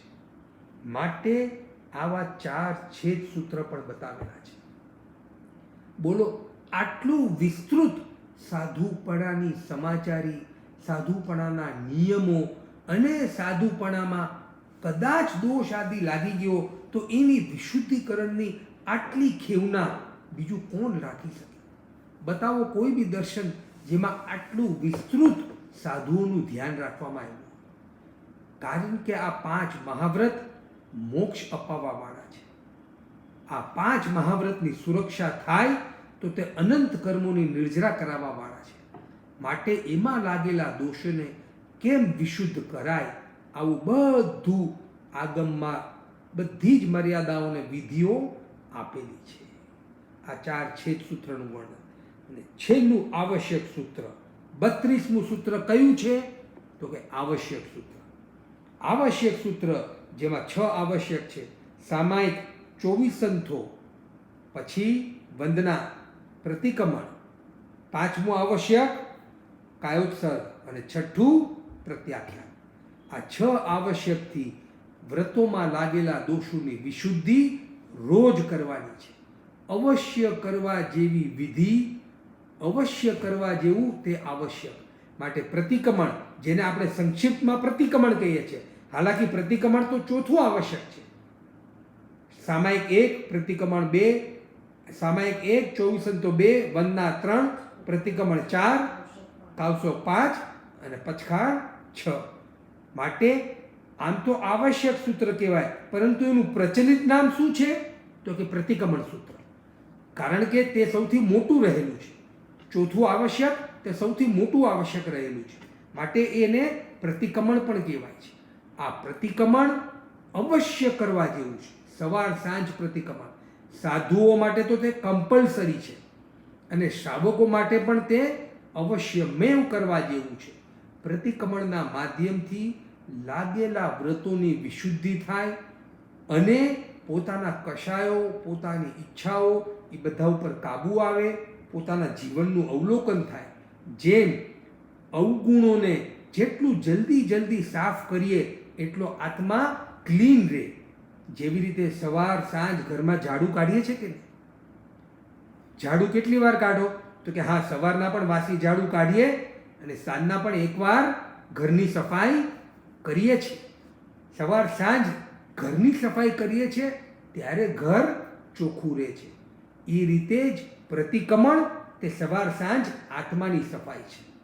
મેં ક્યાંય 18 પાપસ્થાનકમાંથી કંઈક સેવન તો નથી કર્યું, મારાથી કોઈ મિથ્યાત્વ જેવી વાતો, મિથ્યાત્વનું સેવન અથવા તો લીધેલા વ્રતોમાં કાંઈ સ્ખલના તો નથી થઈ ગઈ, અને ત્યારબાદ તીર્થં પંચપરમેષ્ટિની ખામણા અને પછી લોગસ, એમ પોતાના આખા દિવસમાં લાગેલા દોષોનું અવલોકન કરીને તરત એનું મિચ્છામી દુક્કડમ, કદાચ દિવસ દરમિયાન કોઈકની સાથે કંઈક ઊંચા અવાજે બોલવાનું થયું હોય, કોઈકની સાથે મનદુખ થયું હોય, કંઈક વધારે હિંસાનું કામ થઈ ગયું હોય, તરત પ્રતિક્રમણ કરતી વખતે શાંતિથી તે બધું યાદ કરીને પ્રતિક્રમણ બાદ બધા જીવોને ખમાવી લઈએ. અને પ્રતિક્રમણ બાદ જેની બી સાથે કદાચ કંઈક ઊંચા અવાજે બોલવાનું થયું હોય અથવા તો કંઈ ન ગમે એવું વર્તન થઈ ગયું હોય, તરત એને ખમાવી લેવાથી તે લાગેલા દોષો એકદમ હળવા ફૂલ થઈ જાય છે. તો કેટલું બધું પ્રતિક્રમણનું મહત્વ રહેલું છે. આ છે 32મું આવશ્યક સૂત્ર. આ 32 આગમ એટલું બધું મહત્વનું રહેલું છે. આ 32 આગમમાં આગળ પણ વર્ણન આવશે કે એક આગમમાં કેટલી ગાથા છે, આગમની શૈલી કઈ રહેલી છે. અને એટલું જ નહીં, સાધુઓએ આગમ વાંચતી વખતે સાથે સાથે કંઈક તપ કરવું જોઈએ. કારણ કે તપથી પ્રમાદ ઘટે છે અને જે વાંચનને અભ્યાસ કરતા હોય એમાં એકાગ્રતા વધે છે. માટે આચારંગ આદિ સૂત્ર કરતા હોય તો એના પણ અમુક પ્રકારના ઉદ્ધાન તપ બતાવ્યા છે કે 50 નીવી કે આંબિલ કરતાં કરતાં આ આગમ વાંચવું, અમુક આંબિલ કે નીવી કરતાં કરતાં ઓલું આગમ વાંચવું, જેથી કરીને એક તો જે આગમ વાંચીએ એમાં એકાગ્રતા વધે, એના પ્રત્યે અહોભાવ વધે અને તે જ્ઞાન લાંબો સમય સુધી આપણી સાથે રહે. આવી ભાવનાથી આ 32 આગમ બતાવ્યા છે, જેમાં 11 અંગ સૂત્રમાં કુલ 35,759 ગાથા છે, 12 ઉપાંગ સૂત્રમાં 25,387 ગાથા છે, 4 મૂળ સૂત્રમાં 5,399 ગાથા છે, 4 છેદ સૂત્રમાં 3,718 ગાથા છે અને આવશ્યક સૂત્રમાં 100 ગાથા છે. એમ સમજીને કુલ 70,363 ગાથાઓ રહેલી છે. આ રીતે 32 આગમનું વર્ણન સંક્ષિપ્તમાં આપણે સમજી લીધું, જેમાં હવે એક જ વસ્તુ કહીશ કે અમુક આગમના રચનાકાર કોણ કોણ છે એ આપને જણાવી દઉં. 12 અંગ સૂત્ર તથા આવશ્યક સૂત્રના રચયિતા શ્રી સુધર્મ સ્વામી ગણધર ભગવાન છે. બોલો, આ સુધર્મ સ્વામી રચિત 12 અંગ સૂત્ર, જેમાંથી અત્યારના 11 અંગ પાર્શિયલી ઉપલબ્ધ છે, તો તે સુધર્મ સ્વામી રચિત છે. એમનાથી ઊંચા વિદ્વાન બીજા કોણ હોઈ શકે? ત્યારબાદ પન્નવણા સૂત્ર, ઉપાંગ સૂત્રનું એક 5મું પન્નવણા સૂત્ર એ શ્યામાચાર્ય રચિત છે. દશવૈકાલિક સૂત્રના રચયિતા સ્વયંભવ આચાર્ય છે. એની પણ સ્ટોરી બહુ ઇન્ટરેસ્ટિંગ છે, કારણ કે સ્વયંભવ આચાર્ય, એમના દીકરો, એમણે જોયું કે એનું આયુષ્ય બહુ ઓછું છે, માટે એ પોતે તો અનેક પૂર્વોના જ્ઞાની હતા. એ પૂર્વોના જ્ઞાનીમાંથી મહત્વના પાઠો આચારંગ સૂત્રમાંથી, ઓલા આગમમાંથી એનું સંકલિત કરીને દશવૈકાલિકની રચના કરી કે મારો દીકરો આટલું જ્ઞાન શીખીને આ પ્રમાણે જીવન બનાવશે તો તે જ ભવે મોક્ષમાં વયો જશે. એ ભાવનાથી સ્વયંભવાચાર્યએ દશવૈકાલિક સૂત્રની રચના કરી છે. તેવી જ રીતે અનુયોગ દ્વાર સૂત્ર તે આર્ય રક્ષિતજી દ્વારા કરેલું છે. અને 4 છેદ સૂત્ર શ્રી ભદ્રબાહુ સ્વામી, જેઓ અર્થ સહિત સંપૂર્ણ 14 પૂર્વના જ્ઞાની હતા. એમના શિષ્ય સ્થુલીભદ્ર, તેઓ પણ 14 પૂર્વના જ્ઞાની હતા, પરંતુ અર્થ સહિત 10 પૂર્વ જાણતા હતા. અને અન્ય સૂત્રોના આચાર્યના નામ અત્યારના અજાણ છે. આ રીતે આ 32 આગમ પ્રવચન સારોદ્ધારમાં કહ્યું છે કે સૂત્ર ભણતી વખતે જે આંબિલ તપ કરવામાં આવે છે તેને ઉદ્ધાન કહેવાય છે. જેનાથી આંબિલ ન થાય તે દયા, પોષદ, ઉપવાસ વગેરેથી પણ તપ ઉતારી શકે છે. આવા આગમ 32 આગમના સ્વરૂપને આપણે જાણ્યા. ભલે કદાચ આપણને થોડો સમય વધારે લાગ્યો હશે, પરંતુ તે આગમના સ્વરૂપને જાણી સમજી લક્ષ્ય બનાવવું કે આપણે આપણા જીવનમાં બને એટલા આગમનો અભ્યાસ કરીને સાચા ગ્રેજ્યુએટ અને સાચા પોસ્ટ ગ્રેજ્યુએટ બનવું છે અને આ આગમના જ્ઞાનને જીવનમાં ઉતારીને મનુષ્ય ભવને સફળ બનાવવું છે. જે ભાગ્યશાળી આત્મા પોતાના મનુષ્ય ભવને આ આગમોની આજ્ઞાને સમર્પિત થઈને સફળ બનાવશે, તેનું જીવન ખરેખર પાવન બની જશે. એવા ભાવો આગમકારો બતાવે છે. જંગ વાય ધંગ વચ્ચા મિલિયન હિણંગ કરંગ અચક કરંગ પાય હિણંગ વિનય હિણંગ જો ગિણંગ ભૂષણંગ સુટુર દિનંગ ડૂટું પડી જણંગ અકાલે કૌ સજાય કાલે ન કૌ સજાય અસજાય સજાય સજાય ન સજાય ભણતા ગણતા ચિંતવતા જ્ઞાનના 14 થી 4 માં કોઈ પણ પાપ દોષ લાગ્યો હોય તો અનંત સિદ્ધ કેવલી વખત આપની સાક્ષી કરી તસ્મી છામ બિંદુગલમ. જીન આજ્ઞાથી ઓછું અધિક વિપરીત જાણતા કે અજાણતા કંઈ પણ પ્રવૃત્ત ન થઈ હોય તો અનંત સિદ્ધ કેવલી વખત આપની સાક્ષી કરી તસ્મી છામ બિંદુગલમ તમેવ સચ્ચમ નિશંકં જંગ જીણેંગ પવેયં જંગ જીણેંગ પવે. બોલવામાં કોઈનો અવિનય અશાત ન થયો હોય તો સૌને ખમાવું છું. જય જિનેન્દ્ર. સમ્યક જ્ઞાન આરાધનામાં આ આગમનું વર્ણન વાંચી જવાના ભાવ રાખવા, ફરીથી વાંચી જઈને આ આગમના ભાવો વાંચી જવા, અને સોમવારે અનેક જણો તૈયારી કરજો કે દિવાળી પહેલાં ઉત્તરાધ્યયન સૂત્ર વાંચી જો. ત્યારબાદ દર્શન આરાધનામાં લોગસ અને 15 વંદના, ચારિત્ર આરાધનામાં 14 નિયમ અને અનેક સામાયિક સંવર આદિ ક્રિયાઓ, અને તપ આરાધનામાં સાંકેતિક 24 સહિત 12 પ્રકારના તપ. આવા ભાવથી ભાવિત થઈને આપણે સૌ આપણું જીવન સફળ કરીએ. હવે મંગલ પાઠ અને ત્યારબાદ પ્રશ્નો. ગુરુ ભગવંતની આજ્ઞાથી ચતારી મંગલમ અરહંતા મંગલમ સિદ્ધા મંગલમ સાહુ મંગલમ કેવલી બનતો ધમો મંગલમ. ચતારી લુગદમા અરહંતા લુગદમા સિદ્ધા લુગદમા સાહુ લુગદમા કેવલી બનતો ધમો લુગદમા. ચતારી શરણં ભોજામી અરહંતા શરણં ભોજામી સિદ્ધા શરણં ભોજામી સાહુ શરણં ભોજામી કેવલી બનતો ધમો શરણં ભોજામી. 4 શરણા 4 મંગલિક 4 ઉત્તમ, કરે જે ભવસાગરમાં ન ડૂબે તે. સકળ કર્મનો આણ્યન મોક્ષ તણા સુખ લેન. ભાવ ધરીને જે ગુણ ગાય તે જીવ તરી મોક્ષે જાય. સંસારમાં હી શરણાચાર અવસર ને કોઈ, જે નર નારી યાદ રે અક્ષય અવિચળ પદ હોય. બોલો મહાવીર સ્વામી ભગવાન કી જય. જય જિનેન્દ્ર. જય જિનેન્દ્ર. રિટર્ન ક્વેશ્ચન લઈને તે પછી રસીલાબેન ગાંધી આપના પચખાન કરશું, અને તે પછી રૂપા શાહ, રીટા શાહ અને નીતા કોઠારી આપને અનમ્યુટ કરીશ. ક્વેશ્ચન છે, 35 બોલનો એક જ બોલમાં સમાવેશ થાય કઈ રીતે? શા માટે એક જ બોલમાં સમાવેશ કરવો જોઈએ? જીવ અને અજીવ, ઓકે, આ બે એક બોલ લેવો હોય તો જીવ અજીવ એમાં બધું આવી જાય, અથવા તો જે 9 તત્વ આવે છે એમાં બધું આવી જાય. ઓકે, 9 તત્વ લઈ લે એમાં બધું 35 બોલ આવી જાય.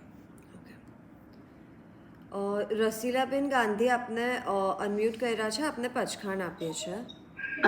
પરમ દિવસે સવારે સૂર્યોદય ઉપરાંત તનનો કકડી ન પાડો ત્યાં સુધી આપને તિવ્યારા ઉપવાસના પચખાણ ઉપવાસ તિવ્યંગ પ્યારંગ પચખહ સડંગ ખાયમંગ સેમંગ અનથના ભોગણંગ સ સગણંગ સ સવે મધ્યગણંગ મહતાગણંગ વો સિરહ વો સિરહ વો સિરહ. કાલ સવારે પોરશી ઉપરાંત તનનો કકડી ન પાડો ત્યાં સુધી ચોવ્યારના પચખાણ ચોવીંગ પ્યારંગ પચખામી અસણંગ પાણંગ ખાયમંગ સેમંગ અનથના ભોગણંગ સ સગણંગ સ સવે મધ્યગણંગ મહતાગણંગ વો સિરહ વો સિરહ વો સિરહ. Thank you. જય જય જિનેન્દ્ર. ધન્યવાદ. રૂપા શાહ આપને અનમ્યુટ કર્યા છે, પ્લીઝ એક્સેપ્ટ માય અનમ્યુટ. जय जिनेंद्र महंग भाई. जय जिनेंद्र. ये जो अपनी किताब है श्रावक सामायिक प्रतिक्रमण सूत्र, उसमें देशावरासिक व्रत करके मतलब देशावरासिक व्रत लेने की विधि और पाने की विधि ऐसा दिया है, तो ये व्रत क्या है वो मुझे समझना. वो 10वां व्रत है जिसमें दिशा की मर्यादा की जाती है, और इस व्रत में आप गोचरी आदि भी कर सकते हो. मतलब उस व्रत में आपको उपवास आदि करने की भी आवश्यकता नहीं है, लेकिन दिशा की मर्यादा करके उस दिशा के मर्यादा के अंदर रह करके संवर की आराधना करना, ये 10वां व्रत है जिसमें प्राय करके गोचरी आदि अपने ही घर में गोचरी आदि भी जा सकते हो. अच्छा, मतलब ये आप जो 14 नियम में लेते हैं वो ये वाला 10वां मतलब 10वां व्रत नहीं है. हाँ, हम उसमें भी मर्यादा ही करते हैं. हाँ, उसमें अनेक मर्यादाएं करते हैं. ये इसमें विशेष, उसमें अपन संपूर्ण संवर का आराधन नहीं करते हैं, दिन भर खुले रहते हैं. अच्छा, इसमें संवर की आराधना होती है. अच्छा. और एक प्रश्न था कि अब जैसे मैं थोड़ा डिटेल में जानने की कोशिश कर रही थी, तो बहुत सारे सचित जो है वो आई मीन जो द्रव्य है वो सचित है, और जो बाकी के विगेय है, मतलब सॉरी, जो विगेय है वो सचित अचित है. तो मैं ये डिसाइड नहीं कर पा रही थी कि किस चीज को महत्व ज्यादा देना चाहिए छोड़ने में, मतलब जब त्याग करना हो तो विगेय का त्याग ज्यादा इम्पोर्टेंट है या सचित का? सचित का. सचित, क्योंकि उसमें डायरेक्ट हिंसा है. विगेय का त्याग एक अच्छा त्याग है जिससे हम हमारे विषय कषायों को और काबू में रख सकते हैं. अपेक्षा से दोनों ही जरूरी है, लेकिन सचित का त्याग ज्यादा महत्व है क्योंकि उसमें डायरेक्ट हिंसा का दोष लगता है. और एक लास्ट क्वेश्चन, सॉरी, हम प्रतिक्रमण में जब छठा अवसर की आज्ञा मतलब पचखान ले रहे हो, हाँ। तो क्या कंपलसरी चोवियार के ही पचखान लेने चाहिए, कोई और पचखान ले सकते हैं?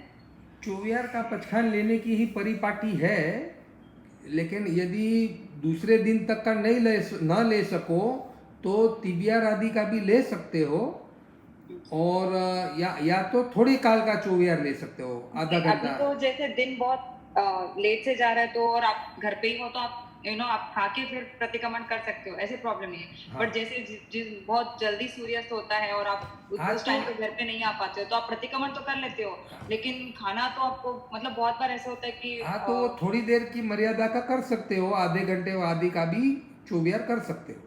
अच्छा, ठीक है, ठीक। धन्यवाद, जय जय जिनेन्द्र। जय। રીટાબેન વોરા આપને અનમ્યુટ કરીશ.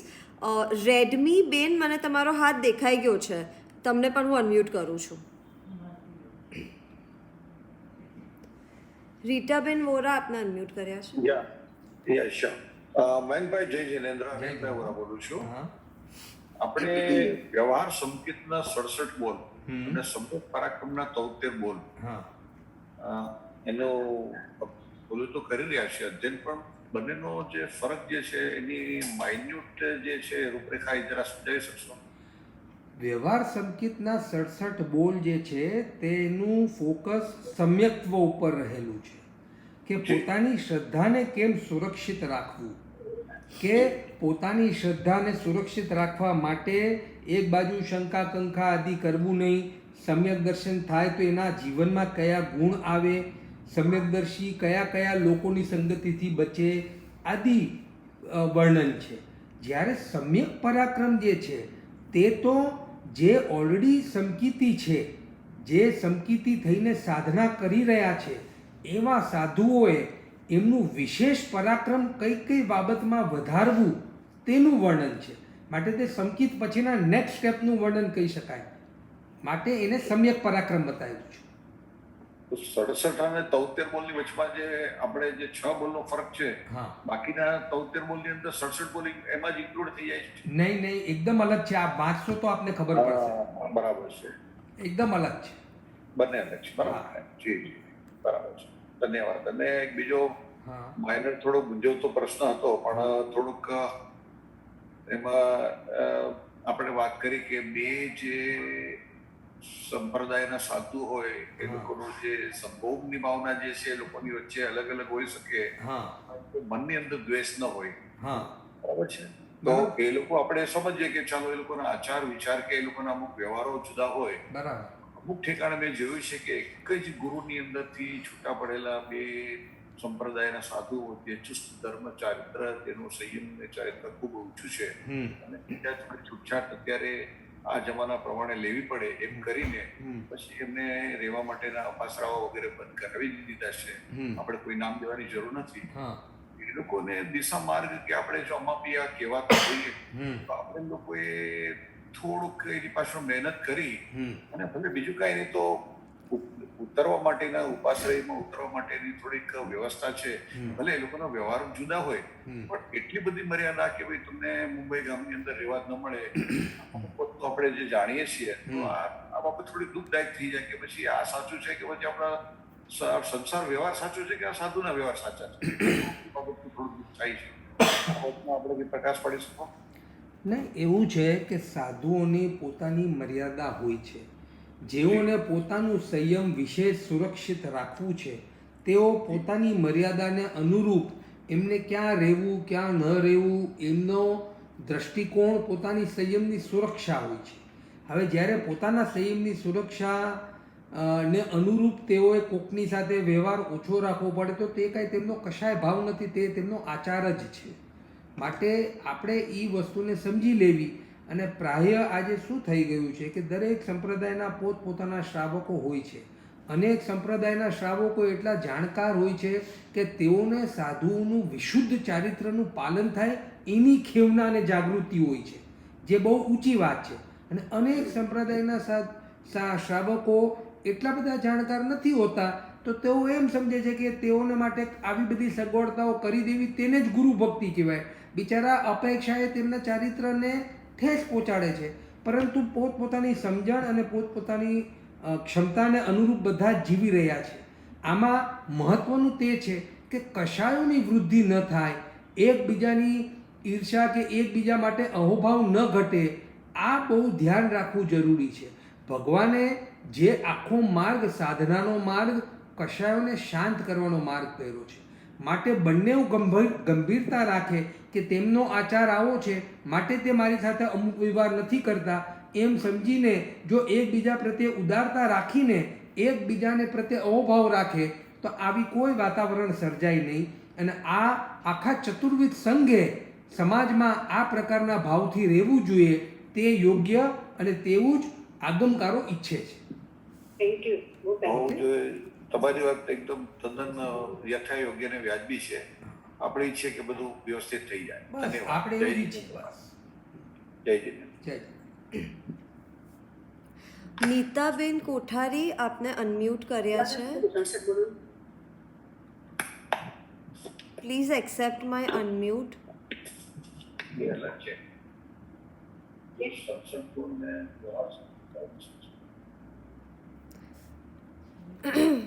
નીતાબેન કોઠારી, આપને અનમ્યુટ કર્યા છે. Please accept my unmute. Hello. હા, મ્યુટ થઈ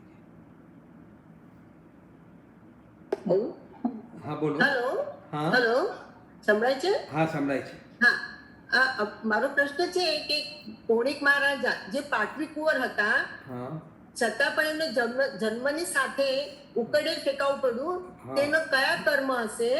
પછી છેલ્લા રાણી એને કયા આવા કર્મ કર્યા હશે હા. કે એમને પોતાના પતિ હા. એટલે શ્રેણિક રાજાના કલેજાનો માંસ ખાવાનું, જ્યારે તે ભગવાન મહાવીર સ્વામીના એકદમ સવણોપાસિકા હતા, બરાબર છે. એ કંદમૂળ પણ ન ખાય હા. અને એ દારૂ સાથે માંસને ખાવાનું મન કર્યું, તો એ કેવા કર્મના ઉદય હશે એમને? એ મોહનીય કર્મનો ઉદય છે. માટે મોહનીય કર્મના ઉદયથી આવા ભાવો, આ દોહદ વગેરે થવું તે મોહનીય કર્મના ઉદય છે. માટે મોહનીયના કર્મના ઉદયથી થાય. અને જે કોણિકનો પણ અમુક પ્રકારની અશાતાનો ઉદય હતો, જેને લીધે એને એવા પ્રકારનું થયું. માટે આ બધી કર્મની વિચિત્રતા છે. અને એ શ્રેણિક મહારાજાને પણ છેલ્લા સમયે આત્મહત્યા કરવી પડી એમ હીરો ચૂસીને. હા, એ આપણે એવું છે કે એ એક કથાનક છે. અચ્છા. માટે આમ તો શ્રેણિક મહારાજા શાયક સંકિતી જીવ હતા, માટે પોતે આત્મહત્યા કરે તેવું આગમકારો તો માનતા નથી. છતાં કથાનકમાં એવું બતાવ્યું છે. હવે ઉક્રમાદિથી કદાચ થયું પણ હોય, પરંતુ તેમનો સંભાવ બહુ અદ્વિતીય હતો. આપણે તો તે જ ગ્રહણ કરવાનું છે. અને બીજો પ્રશ્ન છે મારો કે આપણે છે ને સાદારી સંતારો રાતના સૂતી વખતે બધા કરીએ છીએ, હા, તો એમાં આપણે બોલીએ છીએ ને આહાર શરીરને હા, ઉપદી, હા. અચકું પાપ અઢાર. હા, તો ઉપદીમાં તો આપણે પલંગ, ગાડલા, ઓશિકા બધું વાપરતા હોઈએ, બરાબર છે. તો આ પછી તો અને જે વાપરીએ છીએ તેના આગારથી તે સિવાયની ઉપધિનો આપણે ત્યાગ કરીએ છીએ, એમ સમજવું. આપણે જે વાતાવરણમાં રહેતા હોય તે વાતાવરણમાં જે આશ્રવો ખુલ્લા છે તેટલા આશ્રવો ઉપરાંતના આ પ્રત્યાખ્યાન સમજવાના. અને 18 પાપસ્તરકમાં બી પ્રાય કરીને પંખા કે એસી કે કંઈ ચાલુ હોય તો પછી એટલે એ ચાલુ હોય તો તેના આગારથી તદ ઉપરાંતના બીજા આશ્રવ સેવાના પછાણ એમ સમજીને આપણે આ પ્રત્યાખ્યાન લેવાના છે. લેતી વખતે આપણને ખબર છે કે આપણે કેટલા આશ્રવને કેટલી ઉપધિ વાપરીએ છીએ. તેના આગારથી તે તદ ઉપરાંતની આહાર શરીરને ઉપધિ, પચકું પાપ 18, મરણ આવે તો ઓશિરે, જીવું તો નવકાર પાડીને આગાર. આવા પ્રત્યાખ્યાન લેવાથી જે વાતાવરણમાં જેટલો આશ્રવ ખુલ્લો છે એના આશ્રવને આપણે સમજણપૂર્વક ખુલ્લા રાખીને ઉપરાંતના નવા આશ્રવ સેવાના પછાણ છે. માટે પછી જો તમારે પલંગથી ઊભા થવું હોય તો તમે પછી નવો કોઈ આશ્રવ કરવા જવાના હો તે પહેલા આપણે આ પાડી લઈએ. ઓકે. બીજો પ્રશ્ન હતો કે જેલના રાણી આટલા મીન્સ આપણે કહે છે ને કે ગર્ભવતી સ્ત્રીના એટલે ગર્ભમાં આવે તો ધર્મદાન ખૂબ કરો તમે. હા, તો ધર્મદાન તો ધર્મમય તો હતું જ એમનું જીવન. હા, તો પછી કોણિક જે ગર્ભમાં આવ્યા, હા, તો કોણિકના હિસાબે એમને આવા બધા દોષ થયા, બરાબર છે. તો એના ધર્મની અસર કોણિકના એટલે ગર્ભ ઉપર ન પડી? હા, પણ અહીંયા આ મોહનો ઉદય ત્યારે ઘણો વધારે પડતો હતો, માટે તે વિપરીત થયું. અને એ થોડાક કાળ માટે થયું, થોડાક કાળ પછી તે ભાવો પણ વયા ગયા.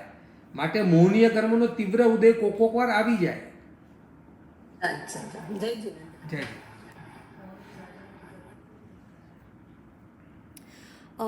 માલતીબેન આપને અનમ્યુટ કર્યા છે. પ્લીઝ મારું અનમ્યુટ એક્સેપ્ટ કરજો. હેલો, જય જીનેન્દ્ર. જય જિનેન્દ્ર. અરે મારે પૂછ્યું તો આપણે રાયપર્સણી સૂત્રમાં દઢ પ્રતિજ્ઞા કેવડી એટલે એનું નામ છે હા એક જીવ છે ને રાયપર્સણી હા સૂત્રમાં. અચ્છા અચ્છા. અને મને એક જરાક નઈ ને નિક્ષેપાનું થોડું ડિફરન્સ સમજવો તો. નઈ તે દ્રષ્ટિકોણ છે, કોઈ પણ વસ્તુને સમજવાનો દ્રષ્ટિકોણ છે તેને નઈ કહેવાય. એટલે તમને એનું ડેફિનેશનથી પણ કહી દઉં. જેમ વ્યવહાર નહીંથી આપણે કોઈ વાત કરીએ એવી રીતે જેમ ટ્રેનમાં જતા હોય અને સ્ટેશન આવે તો આપણે એમ કહીએ કે સ્ટેશન આવ્યું, કે ભાઈ અમદાવાદ આવ્યું. અમદાવાદ નથી આવતું, ટ્રેન અમદાવાદ પહોંચે છે, પણ છતાં આપણે શું કહીએ? વ્યવહારથી. હા, વ્યવહારથી. એવી રીતે સાત નયથી બધા વિષયોને જાણી શકાય છે. એટલે નય અને નિક્ષેપાનો આખો થોકડો જ છે. તે થોકડો જો આપ વાંચશો તો આપને એમાં ખૂબ સુંદર બધા ખુલાસા આપેલા છે. એટલે એ થોકડો કયો છે તમને તે થોકડા નંબર પણ હું આપી શકીશ, પરંતુ તે પ્રમાણ નહીં, અનુયોગ દ્વારમાં. એટલે અને થોક સંગ્રહમાં પણ તેનો થોકડો રહેલો છે. અગર આપણી પાસે થોક સંગ્રહ હોય હા તો એમાં પણ રહેલો છે. માટે પદાર્થોના અંશને ગ્રહણ કરે તેને નય કહેવાય. હા, અને નિક્ષેપાની પણ એમાં પરિભાષા આપેલી છે કે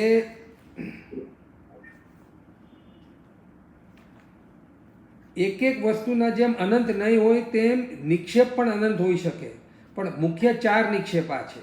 એટલે વસ્તુ તત્વ ગ્રહણમાં અતિ આવશ્યક તેને નિક્ષેપા. એટલે કઈ વસ્તુને મહત્વ આપવામાં આવે છે તેનાથી તેનું વર્ણન કરવું તેને નિક્ષેપા કહેવાય. જેમ કે નામ, સ્થાપના, દ્રવ્ય અને ભાવ, એમ 4 નિક્ષેપા છે. એટલે કોકનું નામ મહાવીર છે તો તે નામ નિક્ષેપાથી આપણે એને મહાવીર કહીએ તો એમાં આપણે અસત્ય વચન નથી બોલતા.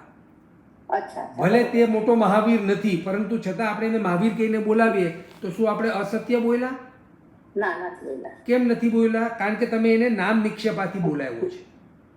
એવી રીતે સ્થાપના નિક્ષેપા છે કે ભાઈ સ્થાપના નિક્ષેપા કર્યું હોય, કોઈ કે મૂર્તિ બનાવી દીધી રામની કે હનુમાનની અને એનું મંદિર બનાવી દીધું, તો કોઈક એમ બોલે કે આ ઓલા હનુમાન મંદિરની પાછળ મારું ઘર છે, તો શું તમે જૂઠું બોલ્યા? ત્યાં ક્યાં છે હનુમાન? તો કે ના, તમે જૂઠું નથી બોલ્યા. સ્થાપના નિક્ષેપાથી લોકોએ એને સ્થાપિત કરીને હનુમાન રૂપે બોલે છે, માટે મેં પણ એને હનુમાન મંદિર કહ્યું.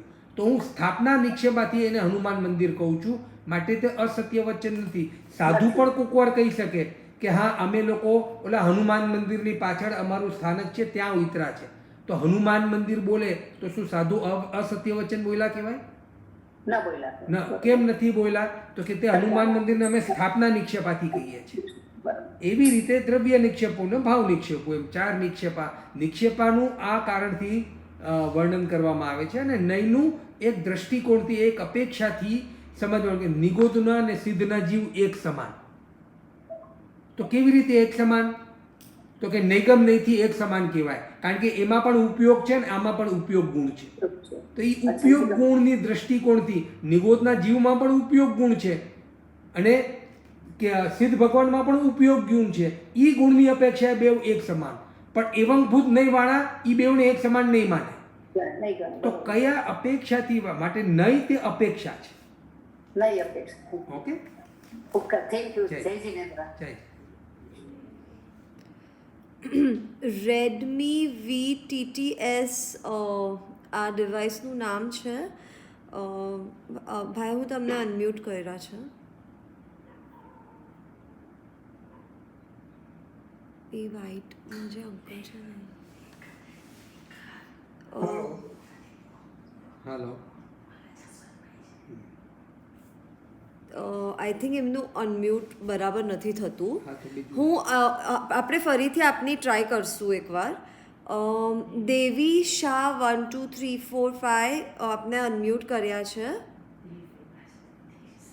જય જિનેન્દ્રભાઈ, જય જીરેન્દ્ર. આપણે આગમ વાંચતા મારે આચરણ સૂત્રનું આગમ ચાલુ કરવું છે, હા. તો એ આગમ વાંચતા કયા તપ કરવા જોઈએ? આ પ્રાય કરીને આ તપ જો તમે સળંગ વાંચવાના હો તો તમે આપની ઈચ્છા અનુસાર, ભલે એમાં તો નિવી આદિ બતાવ્યું છે, પરંતુ જે આપની અનુકૂળ હોય તે તપથી આપ કરી શકો છો. આ પ્રાય કરીને આ નિયમોનું પાલન આ ઈચ્છનીય છે, એમ છે કે કરો તો બહુ સારું. ધારો કે આપણે સળંગ વાંચીએ તો સળંગ વાંચીએ તો સળંગ એટલે કે રોજ 1 કલાક કે 2 કલાક વાંચવાના હોય તેને સળંગ કહેવાય. રોજ તપ ન થાય તો શું કરવું? નહીં, એટલે ન થાય તો એ વાંચવું, કંઈ વાંધો નહીં. આ તો થઈ શકે તો કરવું, એ અપેક્ષાથી બતાવેલું છે. અને નિશ્ચિત સૂત્રમાં પ્રાયશ્ચિતનું વર્ણન બતાવ્યું છે, હા. તો આપણે એમાંથી પ્રાયશ્ચિત આપણે સમજી શકીએ? પ્રાય કરીને તે પ્રાયશ્ચિતો સાધુ સાધ્વી માટેના પ્રાયશ્ચિતો છે, કારણ કે સાધુ સાધ્વીના 9 કોટીના પ્રત્યાખ્યાન હોય છે. માટે 9 કોટીના પ્રત્યાખ્યાનના જ્યારે ભંગ થાય તો તેની વિશુદ્ધિ કરવા માટે નિશ્ચિત સૂત્રમાં તેના પ્રાયશ્ચિતકરણ આદિના વિધાન રહેલા છે. માટે એના ઉપલક્ષણથી શ્રાવકોને જ્યારે કોઈ વ્રતોમાં સ્ખલના કે દોષ થાય તો તે ઉપલક્ષણથી શ્રાવકોને પણ ગુરુ ભગવંતો યથાયોગ્ય પ્રાયશ્ચિતો આપતા હોય છે. અને એક મારું જરાક મિસ થઈ ગયું, તમે આંબેલનું આજ શું કીધેલું? નહીં, આંબેલ, નિવી આદિ ઉપધાન તપ આગમ વાંચતી વખતે એનો બતાવેલું છે. આખો એક કોષ્ટક છે કે કયા આગમ વાંચતી વખતે કેટલી નિવી કે કેટલી આંબેલ કરવા. માટે જેની જેવી ક્ષમતા હોય તેટલું તપ કરીને કરી શકે છે. ઘણા સાધુ સાધ્વીઓ પોરશી કરીને પણ વાંચન કરી લેતા હોય છે કે વાંચન કરે તો તે દિવસે પોરશી રાખે અને પોરશી કરીને રોજ પોરશીનું તપ કરીને આગમ વાંચન કરે. માટે જેની જેવી ક્ષમતા હોય, કારણ કે બીજી બાજુ આગમકારોએ બતાવ્યું છે બલંગ ચ ઠામંગ ચ પેહાય, પોતાની શક્તિ અને બળ હોય તેટલું તપ કરવું. કોકની શક્તિ અને તપ ઓછું હોય, બળ ઓછું હોય તપની, તો શું એને આગમ ન વાંચવા? તેવું નથી. આગમ તો વાંચવા જોઈએ અને યથાશક્તિ તપ કરવું જોઈએ. માટે આગમકારોએ બંને વસ્તુ મૂકી છે. Okay okay, thank you. જય જય જય. એક બે રિટર્ન ક્વેશ્ચન્સ લઈને દીપિકાબેન અને ખુશી મહેતા આપને અનમ્યુટ કરીશ. મીનિંગ ઓફ 5 વિષય પ્લીઝ. 5 વિષય એક સમરી આપી શકો? 5 ઇન્દ્રિયોના વિષય છે, જેમાં કાનના વિષય છે જીવ શબ્દ અને અજીવ શબ્દ.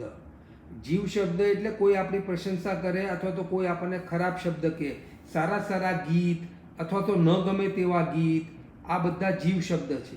અજીવ શબ્દ એટલે વાજિંત્ર, જે વાજિંત્રનો અવાજ હોય ગીતાર વગેરેનો, તે અજીવ શબ્દ છે. અને મિશ્ર શબ્દ તે જીવ વાજિંત્ર સહિત કોઈ વ્યક્તિ ગાતું હોય તે મિશ્ર શબ્દ છે. એ અનુકૂળ અને પ્રતિકૂળ હોય. અનુકૂળ હોય એમાં રાગ થવો તે વિષય છે, પ્રતિકૂળ હોય તેમાં દ્વેષ થવો તે પણ વિષય છે. એવી જ રીતે આંખના વિષય 5 કલર રહેલા છે. તે કલરનું કોમ્બિનેશન અનુકૂળ હોવું કે પ્રતિકૂળ હોવું એ વિષય રહેલા છે. નાક સુરભિગંધ અને દુર્ભિગંધ. જીભ એમાં 5 સ્વાદ, કડવો, કશેલો, ખાટો, મીઠો, તુરો આદિ. અને સ્પર્શ એમાં 8 સ્પર્શ રહેલા છે. ઠંડો, ગરમ, હલકો, ભારી, સુવાળો, ખરબચડો, વૃક્ષ અને ચોપડીઓ. આવી રીતે આ 5 ઇન્દ્રિયોના 23 વિષય રહેલા છે. તે 23 વિષયોમાં રાગદ્વેષ કરવાથી અનેક કર્મ બંધાય છે. આ 5 ઇન્દ્રિયોના વિષય છે. ઓકે. બધા તીર્થંકરના માતા પિતા નિયામાં મોક્ષમાં જ જવાના હોય? અગર હોય તો તે જ ભવમાં જાય કે વધારે ત્રીજા ભવમાં એક વધારે ભવ થાય? તીર્થંકરના માતા પિતાઓ તે જ ભવે મોક્ષમાં જાય તેવો કોઈ નિયમ નથી. અનેક તીર્થંકર ભગવંતોના માતા પિતાઓ ગયા છે, કોકના નથી બી ગયા. જેમ ભગવાન મહાવીર સ્વામીના ત્રિશલા માતાને તે મોક્ષે નથી ગયા પણ દેવાનંદા ગયા. એમના જે બ્રાહ્મણ માતા પિતા હતા તે મોક્ષે ગયા અને સિદ્ધાર્થ રાજા અને ત્રિશલા રાણી તે દેવલોકે ગયા છે. માટે બધા જીવોનું અલગ અલગ પોતાની સાધના અને પોતાની આરાધનાને અનુરૂપ કોઈ તેજ ભવે જાય, કોઈક અનેક ભવ કરીને જાય, એવું બની શકે છે. All dry fruits are sachit.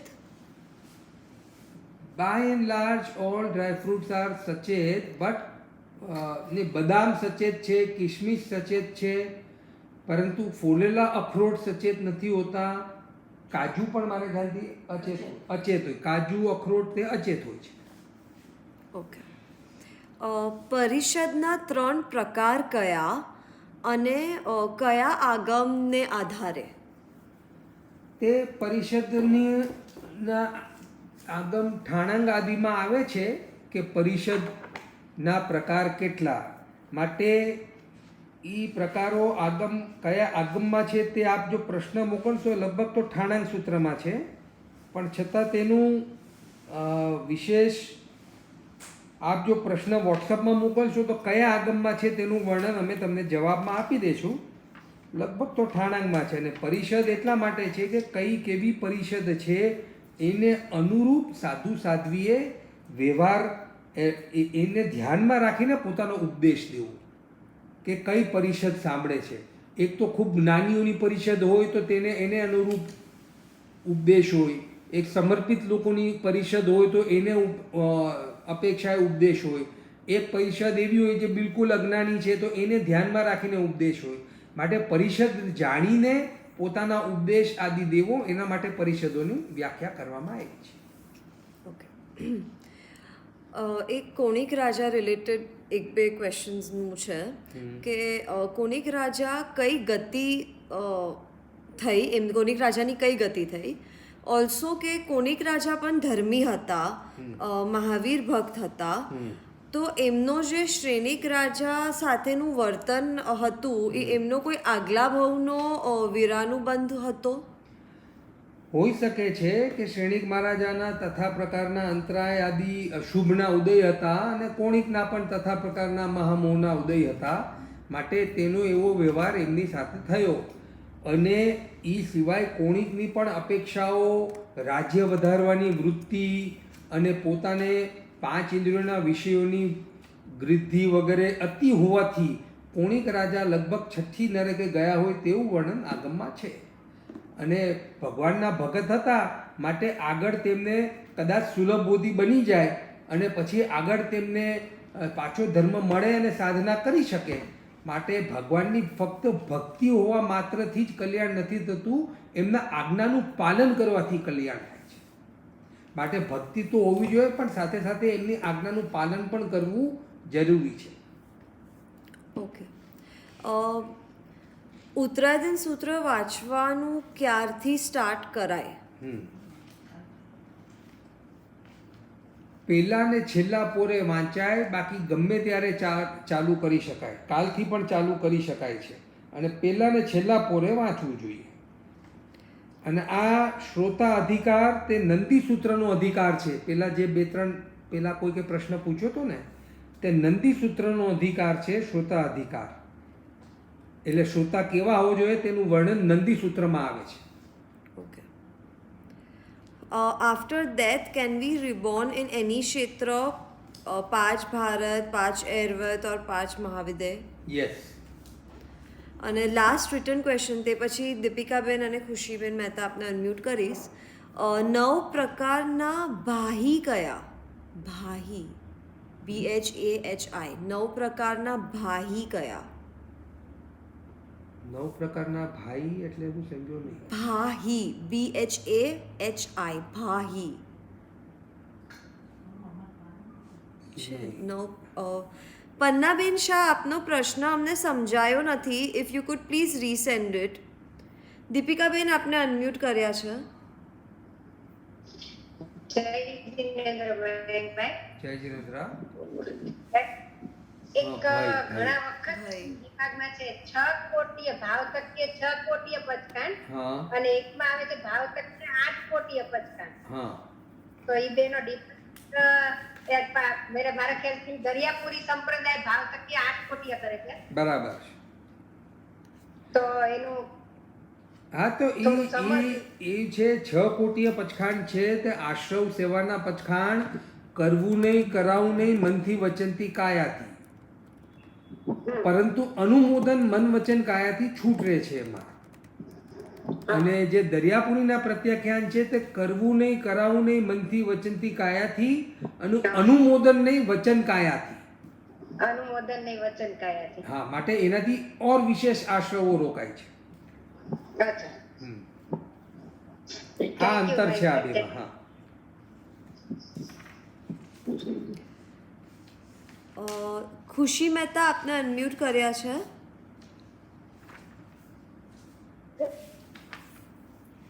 જય જિનેન્દ્ર અંકલ. જય જિનેન્દ્ર. મને ક્વેશ્ચન હતો કે આપણે નારકીમાં જઈએ તો પરમાધામી દેવ આપણને મારે, બરાબર. તો પછી ઈ મરીને ક્યાં છે?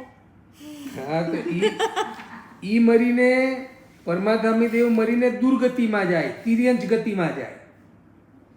એટલે એને પછી એને બહુ ભોગવવું પડે. એને બહુ પાપ બાંધતા હોય ને એટલે એને એના કર્મના ફળ ભોગવવા પડે, માટે તે તિર્યંચ ગતિમાં જાય. Thank you. ઓકે.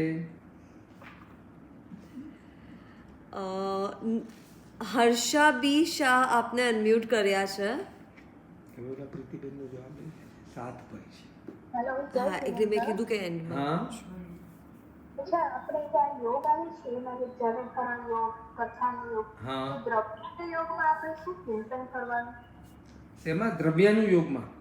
હા, દ્રવ્ય. હા, દ્રવ્યાનું યોગમાં 6 દ્રવ્યનું ચિંતન કરાય, જેમાં આત્મા દ્રવ્ય છે એટલે કે જીવ દ્રવ્ય છે, અજીવ દ્રવ્યનું ચિંતન કરાય કે આ અજીવ દ્રવ્યનો રાગ મને દુર્ગતિમાં લેવાવાળો છે, કર્મ તે પણ અજીવ છે, હું જેના પર રાગ દ્વેષ રાખું છું તે બધું અજીવ રહેલું છે, અને જે બીજા જીવો પ્રત્યે રાગ રાખું છું તે પણ અશાશ્વત આદિ છે, તે જીવનું સ્વરૂપ અલગ, મારું અલગ. એમ આવું બધું ચિંતન કરીને પોતાના આત્માને પોતાનું ભેદ વિજ્ઞાન આદિ કરીને કે કર્મ મારાથી અલગ છે, મારા આત્માનું સ્વરૂપ અલગ છે, એવું ચિંતન કરવું તે દ્રવ્યાનું યોગ છે. અને બીજો સવાલ છે હા, કે આ ધર્મમંગલમ સજ્જન છે, હા. એના લાસ્ટ આવે છે ને તી બે મી, એનો મને શું થાય? તિબ્બેમીનો અર્થ એ છે કે એમ હું કહું છું. ભગવાન હંમેશા એમ કહે છે કે આ હું કહું છું. તિબ્બેમી. Okay, thank you. જય. જે 9 પ્રકારનો ક્વેશ્ચન હતો એ ભય રિલેટેડ ભય હતો. છે. તો ભયને આગમમાં તો 7 પ્રકારના ભય બતાવ્યા છે.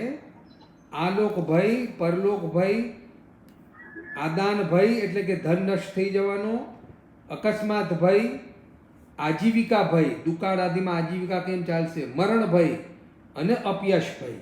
એમ આગમમાં તો આ 7 પ્રકારના ભય બતાવ્યા છે. આ સિવાય આના ઉપભેદમાં બીજા અનેક પ્રકારના ભેદ આપ ઉમેરી શકો, પણ મુખ્ય 7 પ્રકારના ભય છે. Okay. Why next 24 Tirthankars are from this Jambudweep's Bharat Kshetra only? Well એ અનુમાન છે, કોઈ બી હોઈ શકે છે. ઇટ ઇઝ અ કોઇન્સિડન્સ કે this time it is like that. Okay. Rupa Shah જે છે એમને એક લાસ્ટ ક્વેશ્ચન પૂછવો છે. આજે કે કાલે? પૂછા.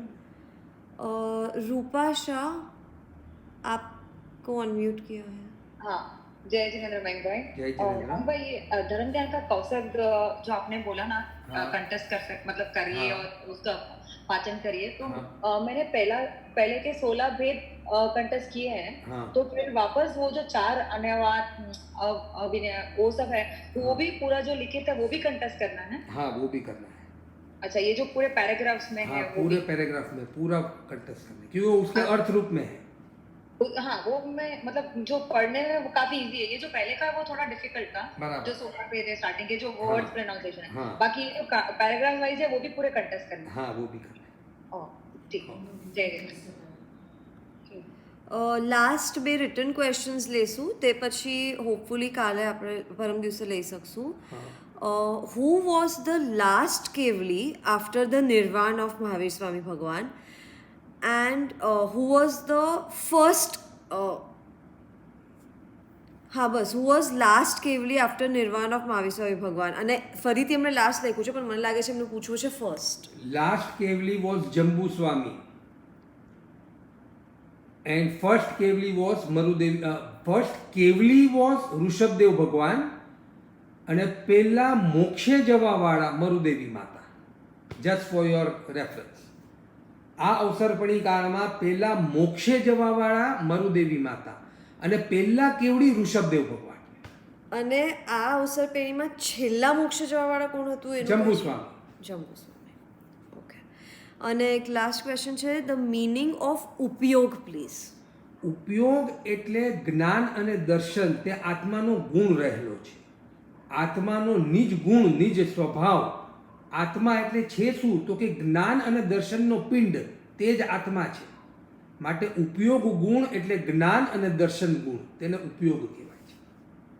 Okay, done for. જય જય.